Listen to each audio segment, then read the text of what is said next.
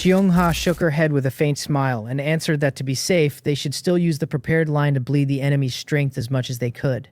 They would stall until I finished conquering the instance, then unite with me to put him down, and that was the steadiest road. But she added that they should stay flexible too, that if the enemy proved not so strong, joining forces to end him outright was not off the table. Will nodded, his face serious, and told Xiongha that this was her home ground, and that from here on she would command the battle. Baekhyun quickly agreed, saying that with me away she was the sharpest of them, and then caught himself and clarified that 09 was sharp too, only she bent her mind toward research more than the field, while Xiongha was the better commander. Xiongha glanced at them and nodded softly, saying she would send me a message about the situation here, and that next they would go to meet the enemy first. She took out her manual and wrote to me that the enemy had used some unknown method to reach her Black Island ahead of time, that I should handle my own matters first with no need to rush, and that the few of them could hold him. I was just about to dig into why the monster density had fallen, when my manual gives its little chime, the special tone that sounds only for messages from my teammates. I stop at once and read it, and my gaze narrows. Skipping over 2 hours of travel and arriving in an instant. What kind of method is that? It seems this unknown enemy either has the power to warp the map or the power to leap a set distance in one step, and whichever it is, the effect is abnormal enough that the man's own strength cannot be weak in the least. Xiongha and the others are in trouble. I frown, urgency rising in me, wanting to fly to them this second, but the situation in front of me makes leaving no simple thing. I can only write back that I understand, that I will settle matters here as fast as I can and rush over the moment I do. They should try to pin the enemy in place without fighting him to the death, because if he holds some special trick, then even a win might cost more than it is worth. I set the manual down. I need to move faster. I cannot reach into the instance course fight, but I can scout the outside situation ahead of time and lay groundwork for the battle coming next. That other Black Island in contact with the Orange Instance, whose lord has the power to counter the Orange Instance, will not bow to me easily. So I will feel out his strength first, and when Swift Shadow and the others come back from killing the leader, I will take him down in one clean stroke. Without another word, I use the species contract to send a squad of sentry ants still in the territory aboard the hover ants, and under my watch they fly off toward the Black Island in the other direction. The Orange Instance Island, dragged in several directions at once, no longer holds the tight defenses it began with, and the hover ant carrying the sentry ants meets few attacks in the air. The scattered monsters that do strike do little against a hover ant with every attribute point poured into defense. It does not even bother with them, treating the blows like a full-body massage and flying on. Soon the hover ant spots, about a kilometer ahead in a spot veiled by orange mist, monsters being flung about by something it cannot make out. It reports to me that the target is found but that its shape is hidden in the mist and cannot be seen clearly. I think a moment and tell it not to spook the enemy, to drop the sentry ants early, then hold its own position and wait on my orders, ready to gather the sentry ants back up and bring them home. It answers that it will, and opens its abdomen. The passenger sentry ants leap from several hundred meters up without hesitation, and being small and light and carrying nothing to slow or float them, they drift down like leaves and settle safely to the ground. Even before landing, they shift their camouflage and vanish, and on the ground they melt into the trees and brush almost without a trace, striking out for the target a kilometer off. At their swift crawl, it takes only a minute to close on the battle's front line, and under the sentry ant's sharp reconnaissance, the thing beating back the Orange Instance's monsters finally shows its true form. A sentry ant reports the moment it lays eyes on the enemy that the target is found. I sit up a little and tell it to describe the thing's form and its energy intensity in detail.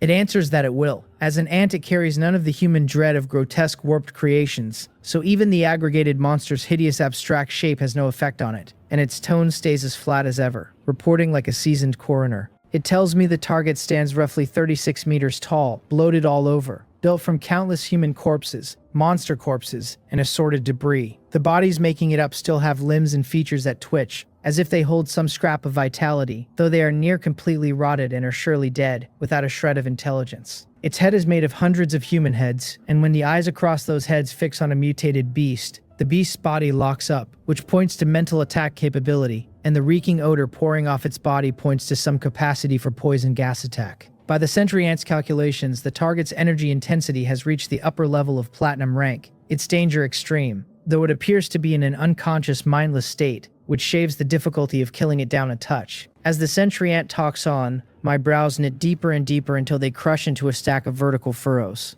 I have not laid eyes on the thing myself, but from the report alone I can tell what kind of monster it is. A thing built of countless corpses, a little like the aggregated monster out of a zombie film.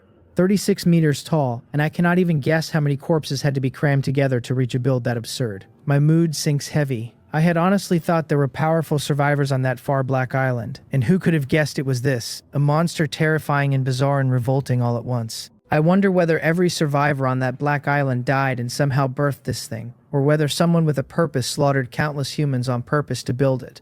Then I shake my head, because the reason behind it means nothing to the situation in front of me. All I can do now is put the aggregated monster down, but turning over its strength as the sentry ant read it, I frown again, because this is genuinely thorny.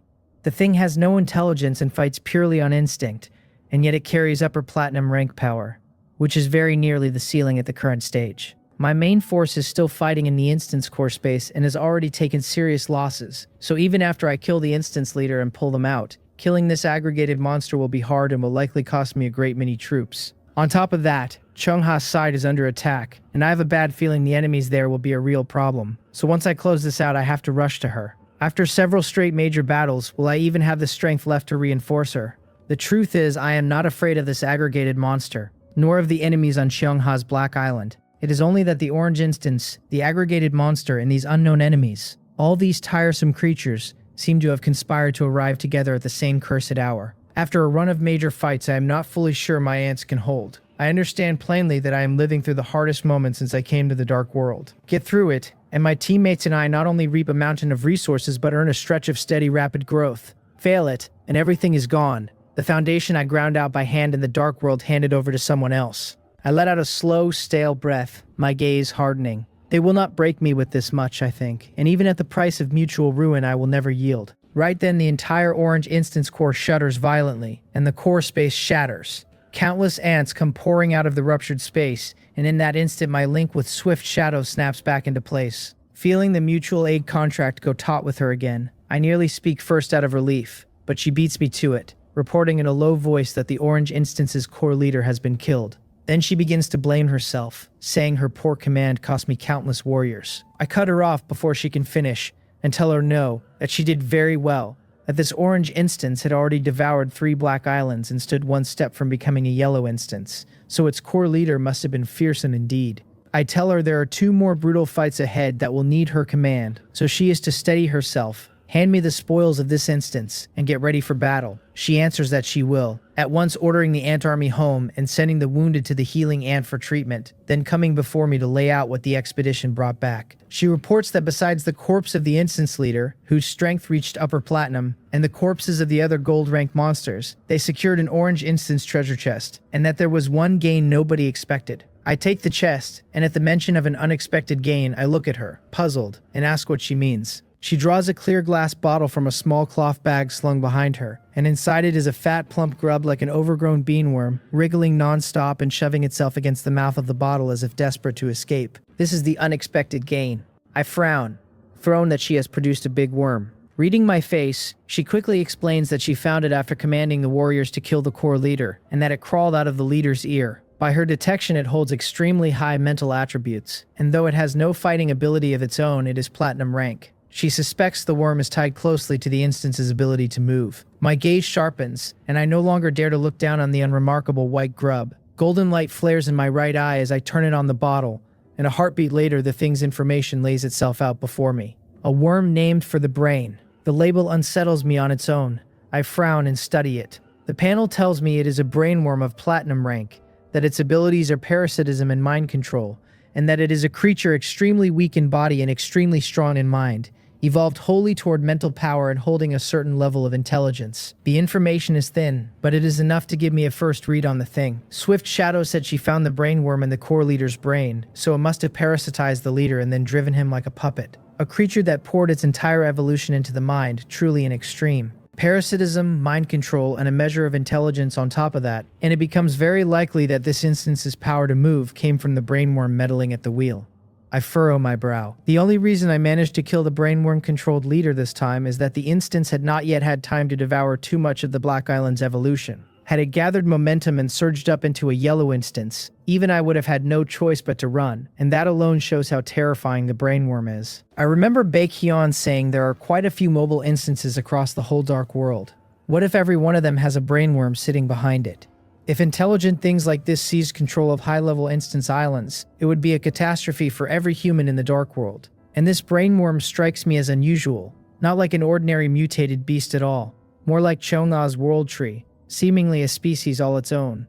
And I cannot help wondering where it came from. My brows draw tight, the whole matter growing more troublesome the longer I hold it. But the mobile instance beside my black island is already conquered and settled, so there is no fire under me at the moment. And as for the long-term worry, I have too many urgent things waiting to sit and stew over it. With the orange instance taken, my black island has already begun to swallow the whole orange instance island. The monsters that were not finished off are now, just as before, herded into a single sealed patch on my black island. And with those monsters no longer clogging its path, the aggregated monster, which the obstruction had been slowing, is now striding for my black island, about to reach the ant defense line I set at the border to hold off the orange instance's monsters. I have no time to think it over and give the order at once, telling Swift Shadow to have her people hand this brainworm over to Wang Heon, to pass him the full information on it, and to warn him not to overdo things. She agrees quickly and sends a sentry ant off with the glass bottle. Then I draw a deep breath, my gaze sharpening, and ask in a low voice how much fighting strength we still have.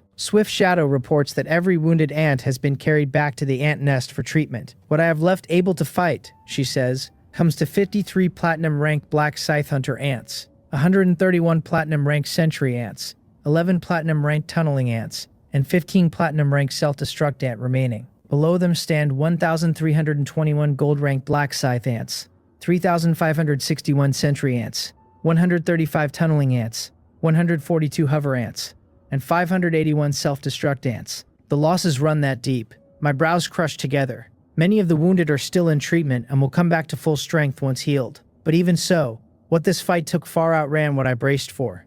At the start, my platinum-ranked black scythe hunter ants numbered close to 100, and now nearly half are casualties.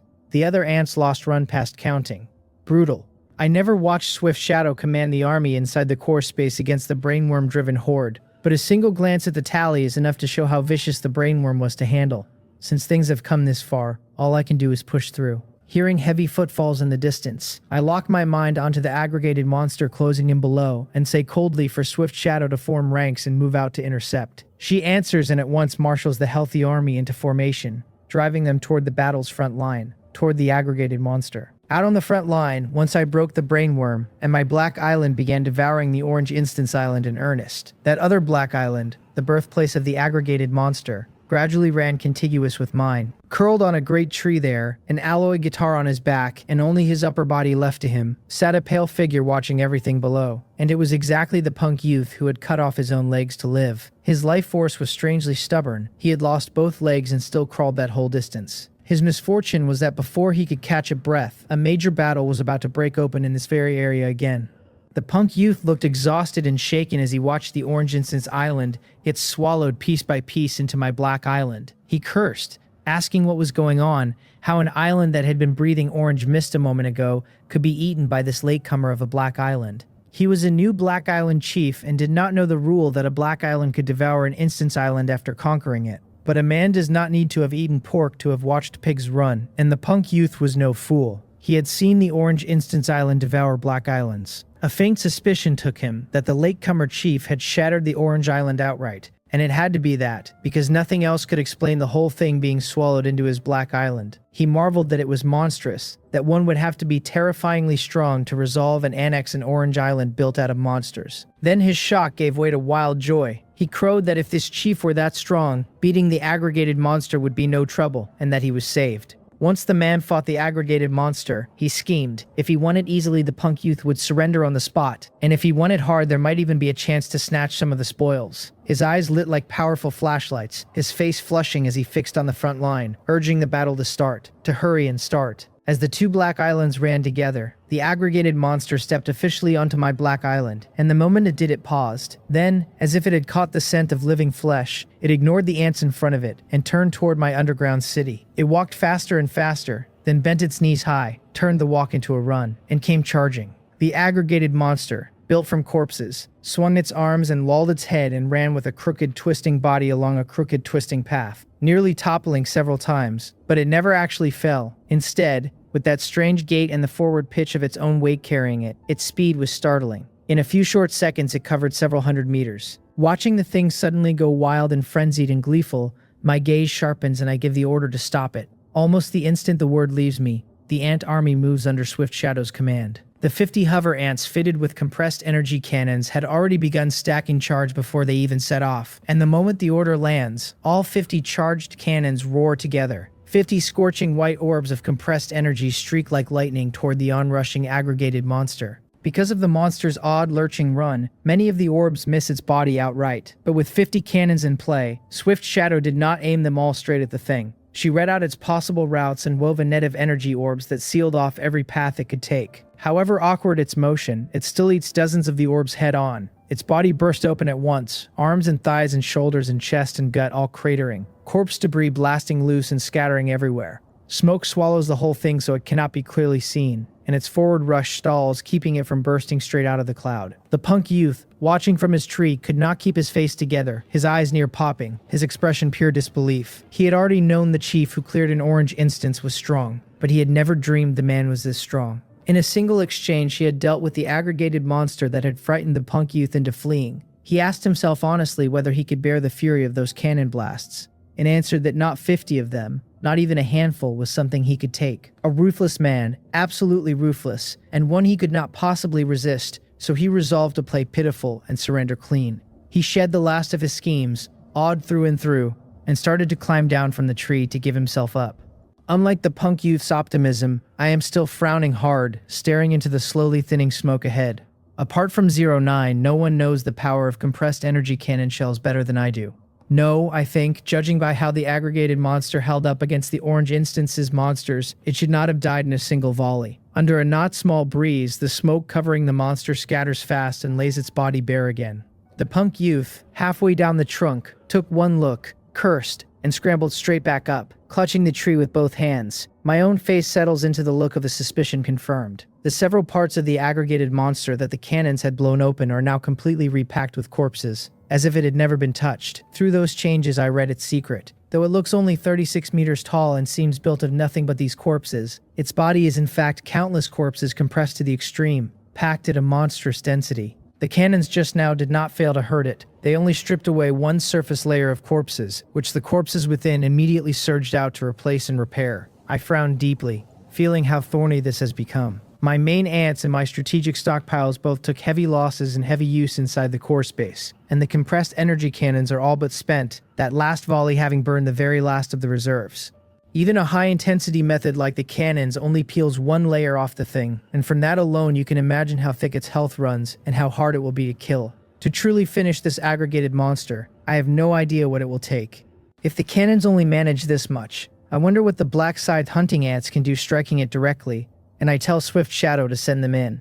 She answers, and seeing the monster find its footing and ready another charge, I give the order to switch to the black scythe hunting ants. There is no other road. The cannons are dry, so I can only try their physical attacks. At my command, 53 platinum rank black scythe hunter ants take the lead, the remaining 1,321 gold rank black scythe ants pouring after them, all charging the monster. Black scythe hunting ants are not ants in the ordinary sense. Each is 3 to 5 meters long, and for all that they are called ants, they are terrifying, ferocious giant beasts. But a huge frame is not all upside, since it eats space, and though there are so many of them, they cannot all bite the monster at once. Just 21 platinum rank hunter ants already crowd the ground around it, leaving the rest to jostle behind and watch. I clench my fists and stare at the front line, watching the 21 platinum rank hunter ants battle the aggregated monster. They live up to their platinum rank, showing no fear before the thing, their scythe mandibles gaping to nearly 180 degrees, each bite tearing away a great chunk of flesh. But before I could be glad, a scene I struggle to accept unfolds in front of me. Every bite rips loose a mass of corpse debris, yet not only do fresh corpses keep welling up from within, to replace it,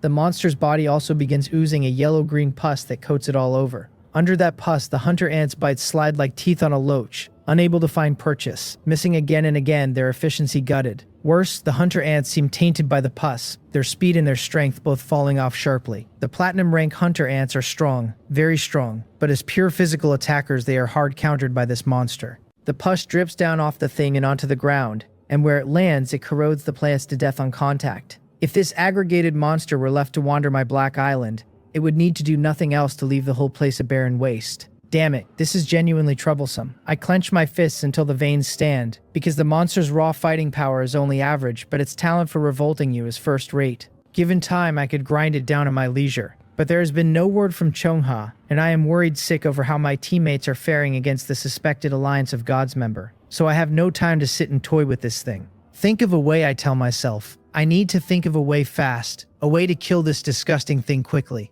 A pack of platinum rank hunter ants keeps tearing at the aggregated monster, but they can only whittle it down, slowly. The situation has steadied, and for now the monster has no strength to spare for pushing toward my underground city. But letting it drag on like this is no answer. I frown, turning it over. Compared with physical blows, this thing is plainly more afraid of energy attacks, and with the compressed energy cannons drained, only the self-destruct ants can lay enough damage on it. But the platinum rank self-destruct ants were all spent in the instance core, leaving only the 500-odd gold rank ones, and I do not know whether they can blow the monster to death, though even crippling it badly would be worth it. The truth is, I did not want to spend all these self-destruct ants at once. I meant to save some against a rainy day. But it is better to clear the hurdle in front of me first, and I cannot dither, half my mind stuck on Chonhua's battle. She and her team have their fight, I tell myself, and I have mine, and I have to trust my teammates and what they can do. I draw a deep breath, my gaze firm, and decide to hold nothing back. I order the self-destruct ants split into 6 groups, borne up by hover ants, suspended over the aggregated monster's head, and dropped in sequence with the black scythe hunter ants ready to pull back at any moment. At the order, the ants spring into motion, and soon 6 hover ants, each carrying dozens of gold-rank self-destruct ants, hang above the monster's head. The first hover ant's abdomen opens on command, and a dense rain of fiery, basketball-sized self-destruct ants pours down. Right then the monster seems to sense the threat. Its head of countless skulls tilts up, its myriad eyes finding the falling ants, and it makes to flee. But the platinum rank hunter ants have it pinned so hard it cannot budge an inch. The self-destruct ants land and cling to it as though glued, and no matter how it thrashes, nearly shaking the very corpse material off its frame, it cannot dislodge them. Seeing them in place, I order the hunter ants to withdraw, and then I give the word to blow. A long rolling chain of explosions erupts. The aggregated monster staggers, corpse fragments flinging visibly off it, and in sheer destructive force it matches or even beats the 50 compressed energy cannons. But for a 36-meter thing, bloated and stuffed with who knows how many corpses, these wounds are not enough. I do not hesitate a beat and order the next group in. The monster, pockmarked and spitting green fluid, stays in place trying to recover rather than running, so the hunter ants no longer need to hold it down. Another group lands, and another chain of blasts tears through it, and I keep calling the groups forward. I give order after order, my brows sinking deeper as I watch the pockmarked but stubbornly upright monster refuse to fall. 5 whole groups, more than 400 gold-rank self-destruct ants detonated, and still the disgusting thing is not dead. If the brainworm was an upper-tier platinum entity that dumped everything into spiritual power, then this aggregated monster is one that poured every attribute point into physique, its strength also sitting at roughly upper platinum. Genuinely troublesome. Leaning on gold-rank self-destruct ants alone, I may truly be unable to wipe it out in one push. I send the last group in too. It lands and drives the monster's injuries up another notch, even blowing one of its arms clean off. But before I can breathe easy, it squeezes out a fresh mass of corpses shaped into an arm, and with the pus binding them, restores itself as though it had never weathered 6 rounds of bombardment. The punk youth, watching from the shadows, went limp with despair, cursing that this ruthless man was so fierce and still could do nothing to the monster, wailing that these were monsters he could not fathom, and that this time he was truly finished. Unlike his gloom, I rub my chin and keep studying the aggregated monster's body, and I catch what feels like a thread, a long-absent smile touching my face. Though the monster carries both corpses and odds and ends, it is ruled overwhelmingly by corpses, and those corpses are chiefly human, with some other mutated beast corpses mixed in at far smaller numbers. And human corpses are not endless. The aggregated monster came from a black island to begin with, and the most humans a black island can hold, at the very extreme, is 10,000, and many of those had already died and vanished across these many days of survival. 7,000 corpses on its frame would already be a lot, and after all the rounds of bombardment and grinding I have put it through, it has surely burned at least 4,000 or 5,000 of its reserve corpses, not far from running dry. Seeing the light of victory, I cannot help a rush of eagerness, and I even order the hunter ants to press on and keep bleeding the monster's corpse reserves. Unfortunately, every self-destruct ant is spent, so I no longer have enough energy-type attacks, and even a pack of platinum-rank hunter ants deals far less to the thing than the gold-rank self-destruct ants did. I watch the hunter ants tearing at it and frown. What other energy attacks do I have? Mei Muchang and her team, I doubt, would count for much. In a platinum rank fight like this, their strength would land only limited effect. And though the aggregated monster looks harmless before my ants, like meat laid out for the block, its foul stench and yellow-green pus are surely highly toxic, and most people could not stand up to them. I mull it over and realize the hunter ant's slow attrition would be quicker after all. Just as I am about to give up on another route, I suddenly recall an item I had overlooked entirely, and my eyes light. A bone longbow, half a person tall and shedding a faint golden glow, appears in my hand. I hold it in my left, brush the string with my right, and smile faintly. I almost forgot, I think, that I am an archer too. This longbow is precisely the dragonbone bow, an evolving weapon I picked up when I helped 09 finish her first mission by killing a gold rank monster. The dragonbone bow needs no separate arrows.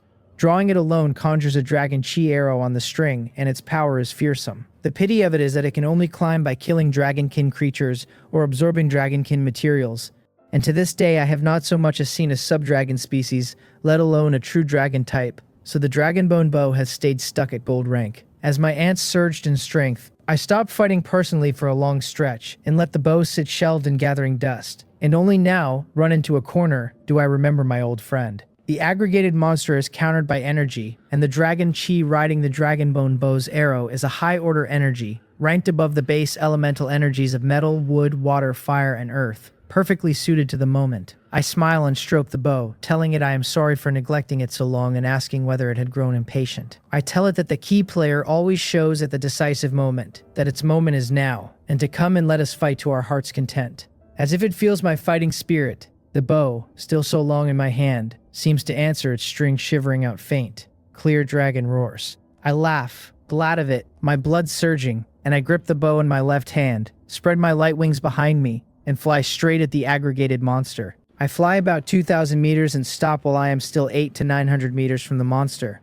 A thick reek of rot rolls off it and keeps me frowning, and rather than close the gap I hold my place in the air. The effective range of a fully drawn gold-ranked dragonbone bow is 2,000 meters, but drawing it to full takes enormous strength, and though I can, it burns a great deal of stamina and is not quite worth it. Even at a normal draw, the range still runs 1,000 to 1,500 meters, more than enough, so I will simply stay here. After a brief thought, I level the dragonbone bow straight at the aggregated monster and raise it. Though I have not fought in person for a long time, only commanding ants, that does not make my own combat power weak. The reason I stopped acting personally is that in most fights my ants settled things with ease, so there was no need for me to step in. And I am no combat maniac like Will who craves a brawl. I believe in resolving a fight with the most efficiency while keeping myself safe. But now that it falls to me, I will not shy from it, and at this range, if the monster tries anything sudden, I can react in time.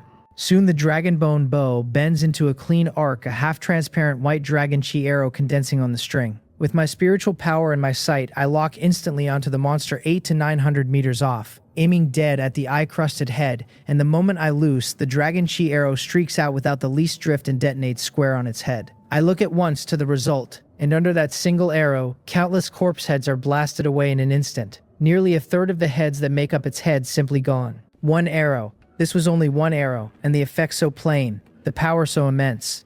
Before, the self-destruct ants had concentrated their blasts on that head, and even dozens of gold-ranked self-destruct ants going off together only tore away about a fifth of the corpse heads, nothing beside the exaggerated damage of the dragon chi arrow. Even I am startled at what one arrow did, and I glance down at the longbow in surprise. This power, I think, no, however strong I am, I cannot possibly do more in a single strike than dozens of self-destruct ants exploding at once. The reason the effect is this: Stark has to lie in the nature of that dragon chi arrow, whose energy runs at so high a level that it lands with this kind of force. Having reasoned it out, I cannot help a spark of excitement, and I look down at the aggregated monster that has vexed me so long. You have held me up long enough, I think. Let me put you out of your misery. I keep drawing and loosing, arrow after arrow in a fast, unbroken stream, showering the monster's body from every side and blasting it into disarray. I also notice that the dragon chi on the arrows carries a suppressing effect, the monster's repair speed dragging under its weight. While I rain dragon chi arrows down, the black scythe hunting ants are not idle either, still ringing the monster and biting away chunks of corpse material.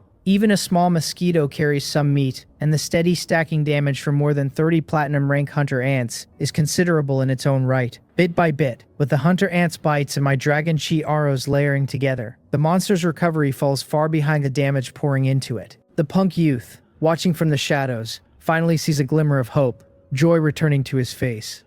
Good. They can win, he thinks. and it is good that they can.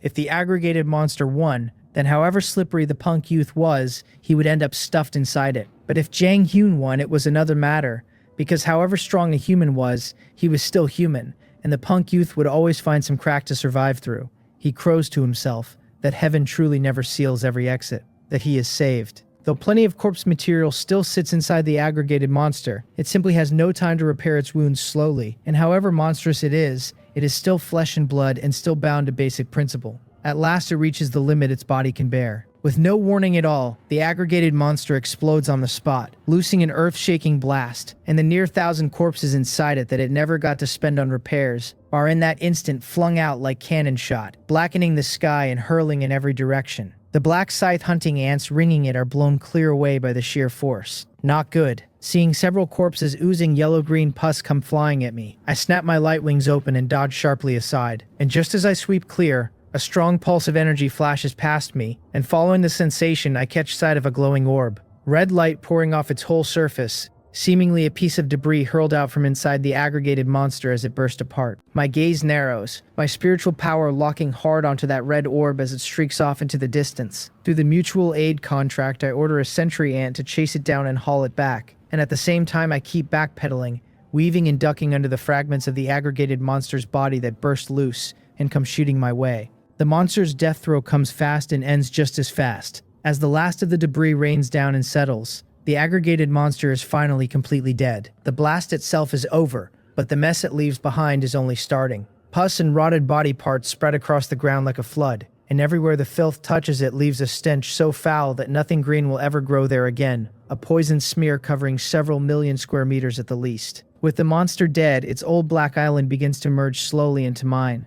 My island was already no small thing before this. It had swallowed one black island plus one red instance, running it to 3 times the size of an initial black island, and then it devoured that orange mobile instance which had itself eaten 3 black islands, counting the one the punk youth had ruled. After all that, my island had grown to 6 times its original size, and now, folding in the aggregated monster's home island on top, it reaches a terrifying 7 times its initial scale, a full 70,000 square kilometers of ground, answering to me. By that math, a smear of poisoned land only a few million square meters wide should be a single drop in my ocean. The trouble is where the drop landed. All that corrosion sits right up against my underground city, and the reek off it is no better than a landfill or an open sewer, which turns my stomach every time the wind shifts. I cannot exactly tear down the underground city I bled to build over a bad smell, so I stand there frowning at the rotted ground, then take out my communication ant and reach Tak Nungyol and Wang Hyun each in turn. I tell Tak Nungyol the surface soil has been fouled, and to have someone gather clean samples and send them along to Wang Hyun. Then I tell Wang Hyun that the samples are coming, and to work out the most efficient way to purify this muck. Orders given, I send Chuha a transfer request through my manual, asking how things stand on her end, and telling her I am finished here. While the request travels, I run a quick tally of my forces and gather them, ready to jump to Chuha's Black Island and lend a hand. Killing the aggregated monster, it turns out, cost me nothing but my self-destruct ants. Every last one spent. Not a single other ant fell. The monster's final blast really did little more than fling its own corpse parts across the field.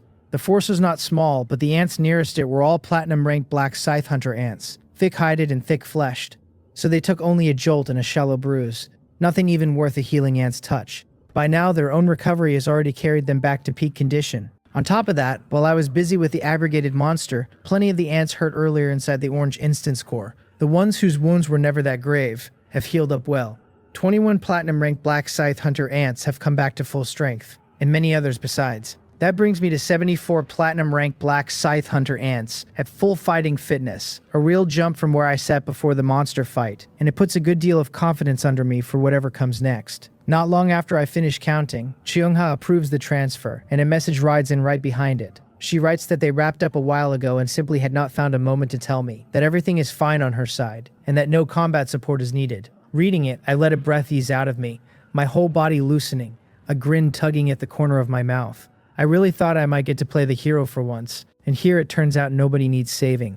Then again, Will and the other 3 are all standing over there, and the enemy is one lone man. Even if he came out of that mysterious alliance of gods Baekhyun keeps warning us about, he does not sound so frightening. No, it is not that the enemy is weak. It is that everyone in our little crew happens to be just as strong as he is. Even so, I step onto the teleportation array bound for Chung-ha's side, because I still want to see the situation with my own eyes.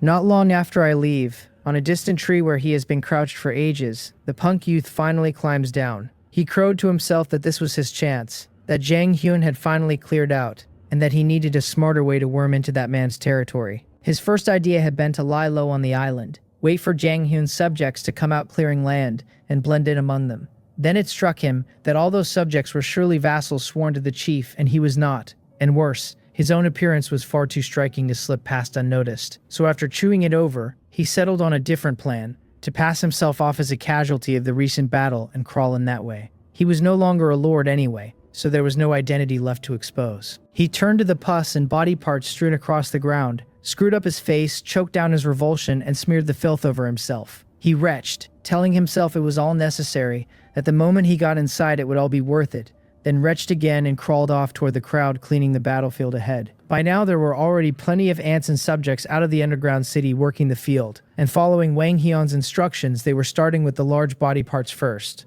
Two of them bickered over the reek as they worked. One whined that it stank unbearably, and the other snapped that the contribution reward on this job ran several times higher than the usual tasks, and that he had clawed to snatch it so he could shut up and haul. Mei Mu Chung stood in the thick of them too, frowning against the stench, directing the subjects. She griped inwardly that it truly, truly reeked, then talked herself right back up, telling herself that if she just worked hard enough, one day her lord would open his heart to her. A small smile crept onto her face as she sank into the daydream and decided life had more hope in it than she thought. Right then she noticed a humanoid shape, caked in mud and missing everything below the waist, propping itself up on an alloy guitar and hopping toward her. It was the punk youth. He sized her up as he came, deciding she looked soft and pretty, and stood there directing without lifting a finger, which surely made her the chief's woman, just a pretty face, and easy enough to fool. I come back to myself slowly and find that I am in Chung-ha's treehouse. Chung-ha, Will, Baekhyun, and 09 are all gathered around a table cut from a single whole tree stump, sipping tea and resting. If not for how travel-worn they all look, no one would ever guess they had just come off a major battle. Baekhyun spots me first and greets me warmly, waving me over to sit, telling everyone with a grin that they only just finished and he is worn out, and that he intends to freeload several pounds of Chung-ha's tea to put himself back together. As I take my seat, Chung-ha, right beside me, rolls her eyes at him and points out that he barely lifted a finger just now, that the ones who actually broke a sweat were 09 and Will. Caught out, Baekhyun feels no shame at all and laughs it off. He protests that he was holding down the rear, that even if he did not swing much, he piled so much psychological pressure onto that beast from the Alliance of Gods, that the thing could only muster 7/10 of its strength, and if he had not clamped down on its spirit body at the very end, he insists, it would have slipped away, which was crucial. Xiongha only sighs and tells him, "Fine. He is amazing," with a helpless little smile. Their banter gives me a rough sketch of the fight already, and I ask with a smile what actually happened, how strong that enemy from the Alliance of Gods was, and whether he gave them any trouble. Xiongha pours me a pot of tea and lays it out. She says the enemy was a wolf-headed man, not only monstrously strong in the body but able to summon a whole pack of wolves to fight alongside him, extremely powerful. His own strength ran to about the middle of platinum rank, she tells me, and paired with over 1,000 gold rank wolves that coordinated their attacks with real skill, any one of them alone would likely not have been his match. But they had 4. Any 2 of them together could put him down steadily, and all 4 at once could crush him flat, giving him no room to make trouble. She walks me through it. 09 and her mech burned off a great chunk of his combat power first, and with her and Baekhyun backing the play, Will, whose talent leans hard on suppressing beasts, took the lead and brought the wolf-headed man's gold-rank wolf pack under control. Then, with the rest of them supporting, Will moved in and cut the wolf-headed man down, and even his last escape trick was countered by one of Baekhyun's items, his soul snatched and locked away. So that was how it went. With Chung-ha's account, the whole picture falls into place for me at once. That wolf-headed man was honestly unlucky. For all his terrifying strength, his methods were a single note. And facing Chung-ha's 4, he was simply overwhelmed. That is the plain advantage of numbers. A crew bound by a mutual aid contract is, without question, the most formidable combination anyone can field in the dark world right now. Once I have the shape of their fight, I fill them in on my own recent adventures, mostly the brainworm I turned up and the aggregated monster. As they listen, every face goes grave. None of them had expected my end of things to run so complicated. Baekhyun asks why on earth I did not mention how dicey my situation was earlier. I shake my head with a smile and tell him it was not dangerous, only that the aggregated monster near the end was disgusting and troublesome. Then I turn to Baekhyun, since he is the well-read one, and ask whether he knows what that monster even is. How a thing like that is born. He shakes his head gently and admits this one falls squarely in his blind spot, but he promises to ask the elders of his clan once he is home, and to pass along anything he learns the moment he has it. Good, I tell him with a nod, and leave it in his hands. Cheongha speaks up then, saying that I mentioned a large stretch of my territory had been fouled and corroded. She happens to have a kind of carrion-eating plant, she tells me, one that devours rot and purifies the soil while being a richly nutritious plant in its own right. It might be a bit off-putting for a human to eat, she admits, but it is perfectly fine feed for livestock and ants. As she says it, she digs through her waist pouch, pulls out a fat bottle of black seeds and hands them over. Hearing this, I cannot hide a flicker of surprise. That foul pollution was exactly the thing I wanted gone in a hurry, and though I trust Wang Hyun's research to eventually crack it, working a solution up from scratch would take time. Nowhere near as fast as Cheongha simply handing me one. Better still, her carrion eaters would turn the whole mess from garbage into resource, so I have quietly stumbled into a blessing wearing an ugly coat. I take the seeds and thank her more than once, telling her she has been an enormous help. Seeds in hand, I am already thinking of excusing myself to go clear the territory and take stock of everything I hauled in from this trip, when I catch Cheongha frowning deeply, as though something has just surfaced in her mind. The others glance at her, curious, and ask what is wrong. She stays quiet a few seconds, then lets out a slow breath, and looks around at all of us, her expression solemn. She tells us she just received a message from Little Green, and that the brainworm I mentioned a moment ago woke some of Little Green's dormant memories. Little Green is Chiang's world tree. It actually has an impression of the brainworm, and the brainworm stirred old memories loose in it? I cannot help frowning. The world tree is a species of very high rank, a race that may carry tens of thousands of years of inheritance. For a thing to be recorded in the world tree's inherited memory, this brainworm is nowhere near as simple as I took it for. Cheongha goes on. She says Little Green calls the brainworm an extremely terrifying species with tremendous destructive power, a race handed down from ancient times, and that even Little Green itself, should it run into a powerful enough brainworm, risks being parasitized and controlled. That terrifying? A cold sweat prickles across my back. My thoughts fly straight to the brainworm I handed Wang Hyun. Could Wang Hyun end up parasitized by the thing?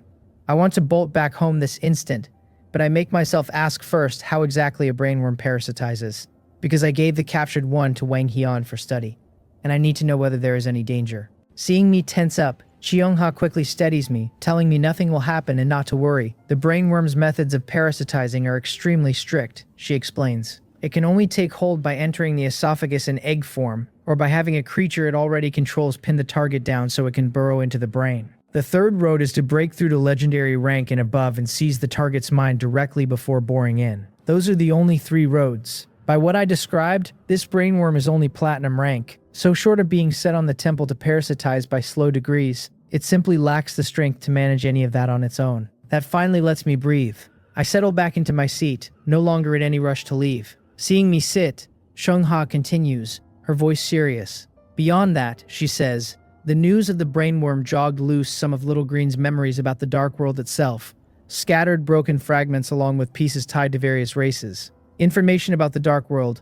My expression goes serious, and I sit up straight. Will and the others turn to Cheongha with sharp interest too. She looks around at us and says, plainly, that humans are not the only outsiders to the dark world. Her very first sentence rattles everyone. Baekhyun cannot help asking what she means by that. Whether besides us humans, there are other races that were dragged across into the dark world. Exactly, Cheongha says with a light nod. The human race is not the protagonist of this world, she tells us. Not important enough for the dark world to treat us as anything special. We are only beings plucked at random by the dark world out of countless species, the same as the brainworms, the same as Little Green's own race, the world tree. All of them were once chosen races, and this choosing has run through countless rounds across the long history of the dark world. That is genuinely explosive news, and it sets everyone thinking. Will frowns and asks Cheongha, lo, whether the other creatures face the same situation we do, whether they too get selection mechanics like mutated beasts, the cold, and quests. Cheongha shakes her head gently. No, she says. Each race is quite different, and the dark world tailors a selection mechanism to fit each one. For humans, mutated beasts are a moderate threat, but for the early brainworms and for the world tree, even the weakest mutated beast is something they can barely stand against. We all nod along. It is true, the brainworms, for all that their methods are bizarre and horrifying, are pitifully weak in their early days. Some squirrel-sized mutated beast could swallow one down like a fat grub, and that would run flat against the Dark World's whole aim of forging the strong and sieving out superior races. I lower my head, turning it over, and ask softly what became of these races in the end, whether the World Tree's inheritance says. Chong-ha nods and answers that Little Green's memories touch on it only briefly, without much detail. Most of the earlier races are already gone, she says, with only a scattered few individuals lingering on various black islands across the Dark World, and those survivors are extraordinarily rare, each one carrying some special means to fend off the corrosion of the black fog. Little Green, for instance, naturally forms a safe zone around itself that walls out the black fog, but the World Tree is fiendishly hard to reproduce, and to this day it is the only one ever found. The brainworms lean on parasitism to escape the black fog's erosion, and because of how they breed, their numbers run a little larger, though not by much. And most of the mutated beasts we have met, she adds, are descendants of intelligent races, ground down over ages by the black fog until their intelligence bled away, evolving across long generations into what they are now. Every face turns heavy at that. None of us had guessed the mutated beasts came from such an origin, descendants of thinking races, now scoured clean of every trace of intelligent life. If our human race ultimately fails the Dark World selection, then perhaps we end up the same as those beasts. Baek-hyun, chewing on the thought, suddenly blurts that he has never once heard of an ape or monkey mutated beast in the Dark World. Then his eyes go wide as he cries that maybe the Dark World hauled us humans in precisely to fill the empty ape-shaped slot in its bestiary. Everyone stares at him speechless. Chong-ha even cradles her head as if it aches, and I can tell she is honestly tempted to crack Baek-hyun's skull open and see what is rattling around inside. Still, his nonsense drains a good deal of the heaviness out of the room. I smile and tell them all that these truths sit too far off from us for now. At our current strength, we cannot touch them in the slightest, so it is better to fix our eyes on what is in front of us and first claw our way out of this infighting among humans. Only by rising to the very top of the whole human race, I say, can we learn more of the truth and take our own fates into our hands. Everyone nods, and Chong-ha agrees softly that we should take it one step at a time.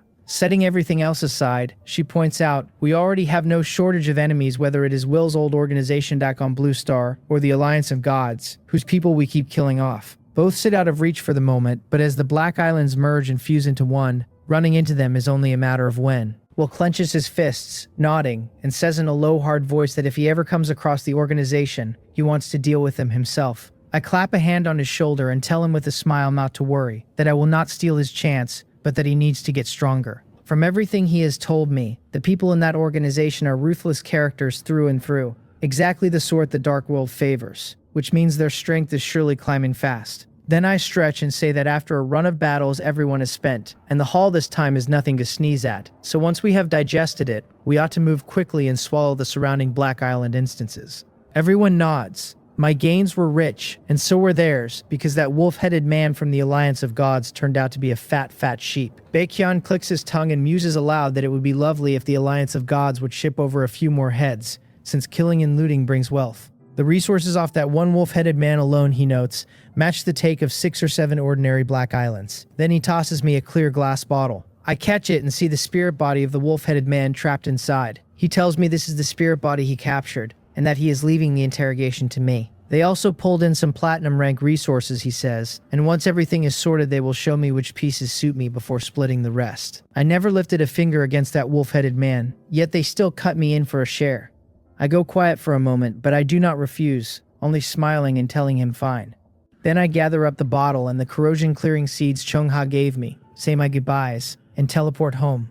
After I leave, the others do not linger either, each drifting back to their own place. Though little was said aloud, the news Chong-ha carried has settled a real weight over everyone. One gifted race after another, either turned to beast or vanished without a trace. Would what waits for us next be any gentler? Hard to say.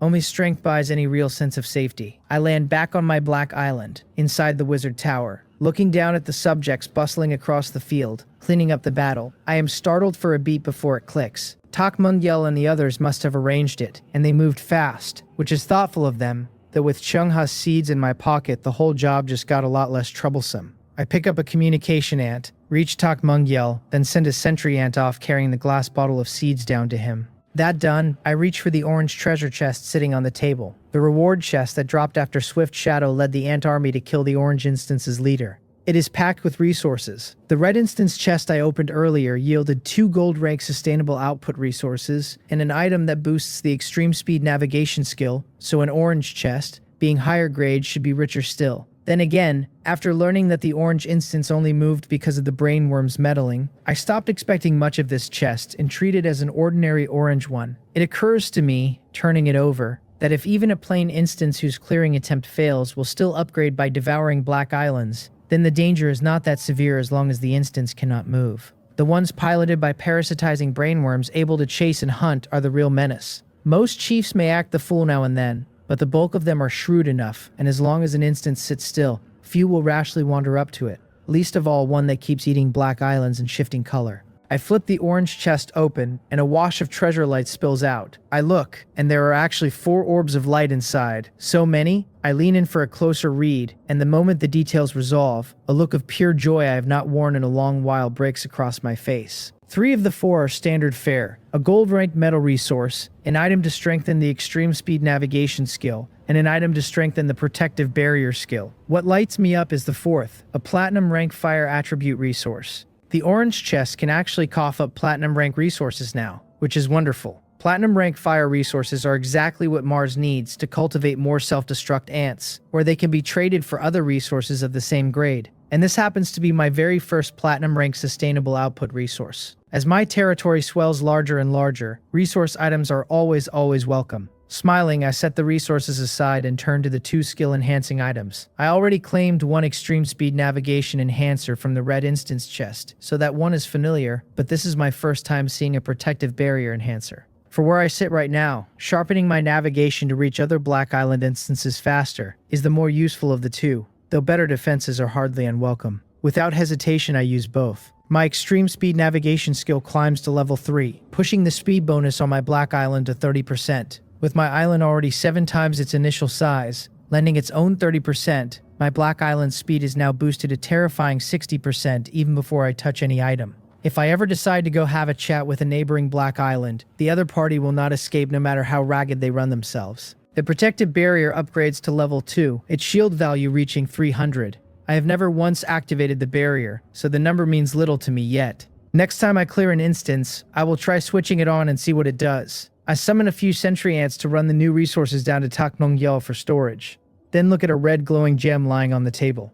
Confusion crosses my face and Swift Shadow's voice answers in my mind before I can even ask, telling me it is the item I just had her people retrieve. Right, it comes back to me at once, the red thing that burst out of the aggregated monster when it died. To have snagged my attention in that one flash, this ruby is anything but ordinary. I bend over it, gold light flaring in my right eye, and turn my eye of delusion breaking on it. The reading calls it a life gem, red, a special item holding powerful vitality, and that is all. Even with my spiritual power behind the eye of delusion breaking, that thin line is all I get. It carries no grade at all, yet its quality is plainly of the very highest order. Powerful vitality, the reading says, so I suspect this life gem is the real culprit behind the aggregated monster's birth. Just a gem, and it can spin up a monster whose strength touched the upper reaches of platinum rank? I turn it over in my hand, genuinely surprised. The grade sits too high for me to place, and I have no idea where it can even be used, so I decide to bring it up later with Wang Hian,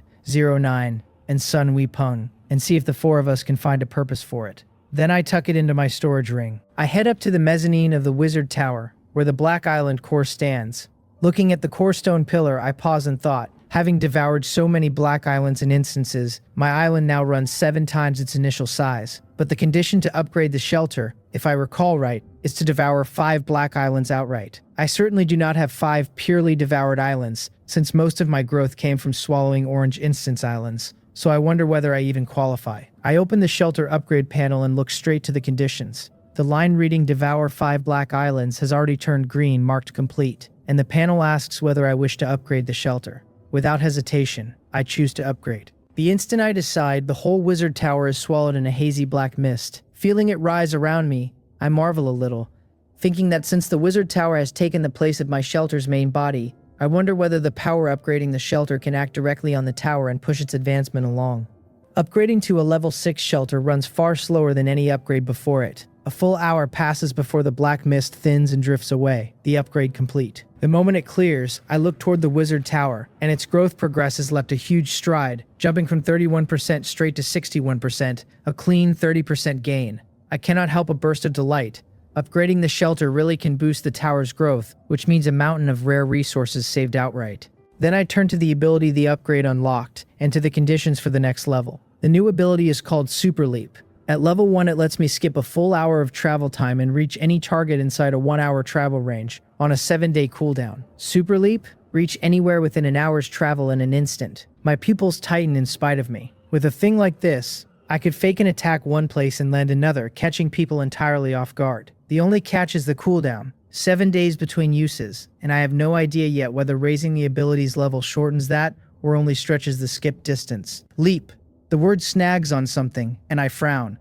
The wolf-headed man from the Alliance of Gods, whose Black Island sat more than 2 hours of travel from Cheonghas, somehow leapt that whole gulf and arrived in a blink, nearly catching them flat. Could he have used Super Leap? No, that does not add up. The traits line up, but level 1 Super Leap only skips within an hour, and he crossed better than 2 hours worth, so if it were Super Leap it would have to be level 2 at least. Super Leap unlocks only at a level 6 shelter, and his Black Island was just 5 times its initial size, having eaten 4 islands at most, nowhere near level 6, let alone level 2 Super Leap. So he leaned on some other means, and luckily his spirit body is still in my hands, so if Mei Mucheng interrogates him, there may be more to gain. I pick up the communication ant at once and call Mei Mucheng, telling her to come to the wizard tower because I have something to ask. She agrees on the spot, all sweetness, and comes jogging the whole way to the foot of the tower, panting as she cranes up at it rising hundreds of meters into the sky. The moment she calls up to me, a bright white magic circle blooms directly beneath the tower. She steps into it, and in a flash of white light she is whisked to the top.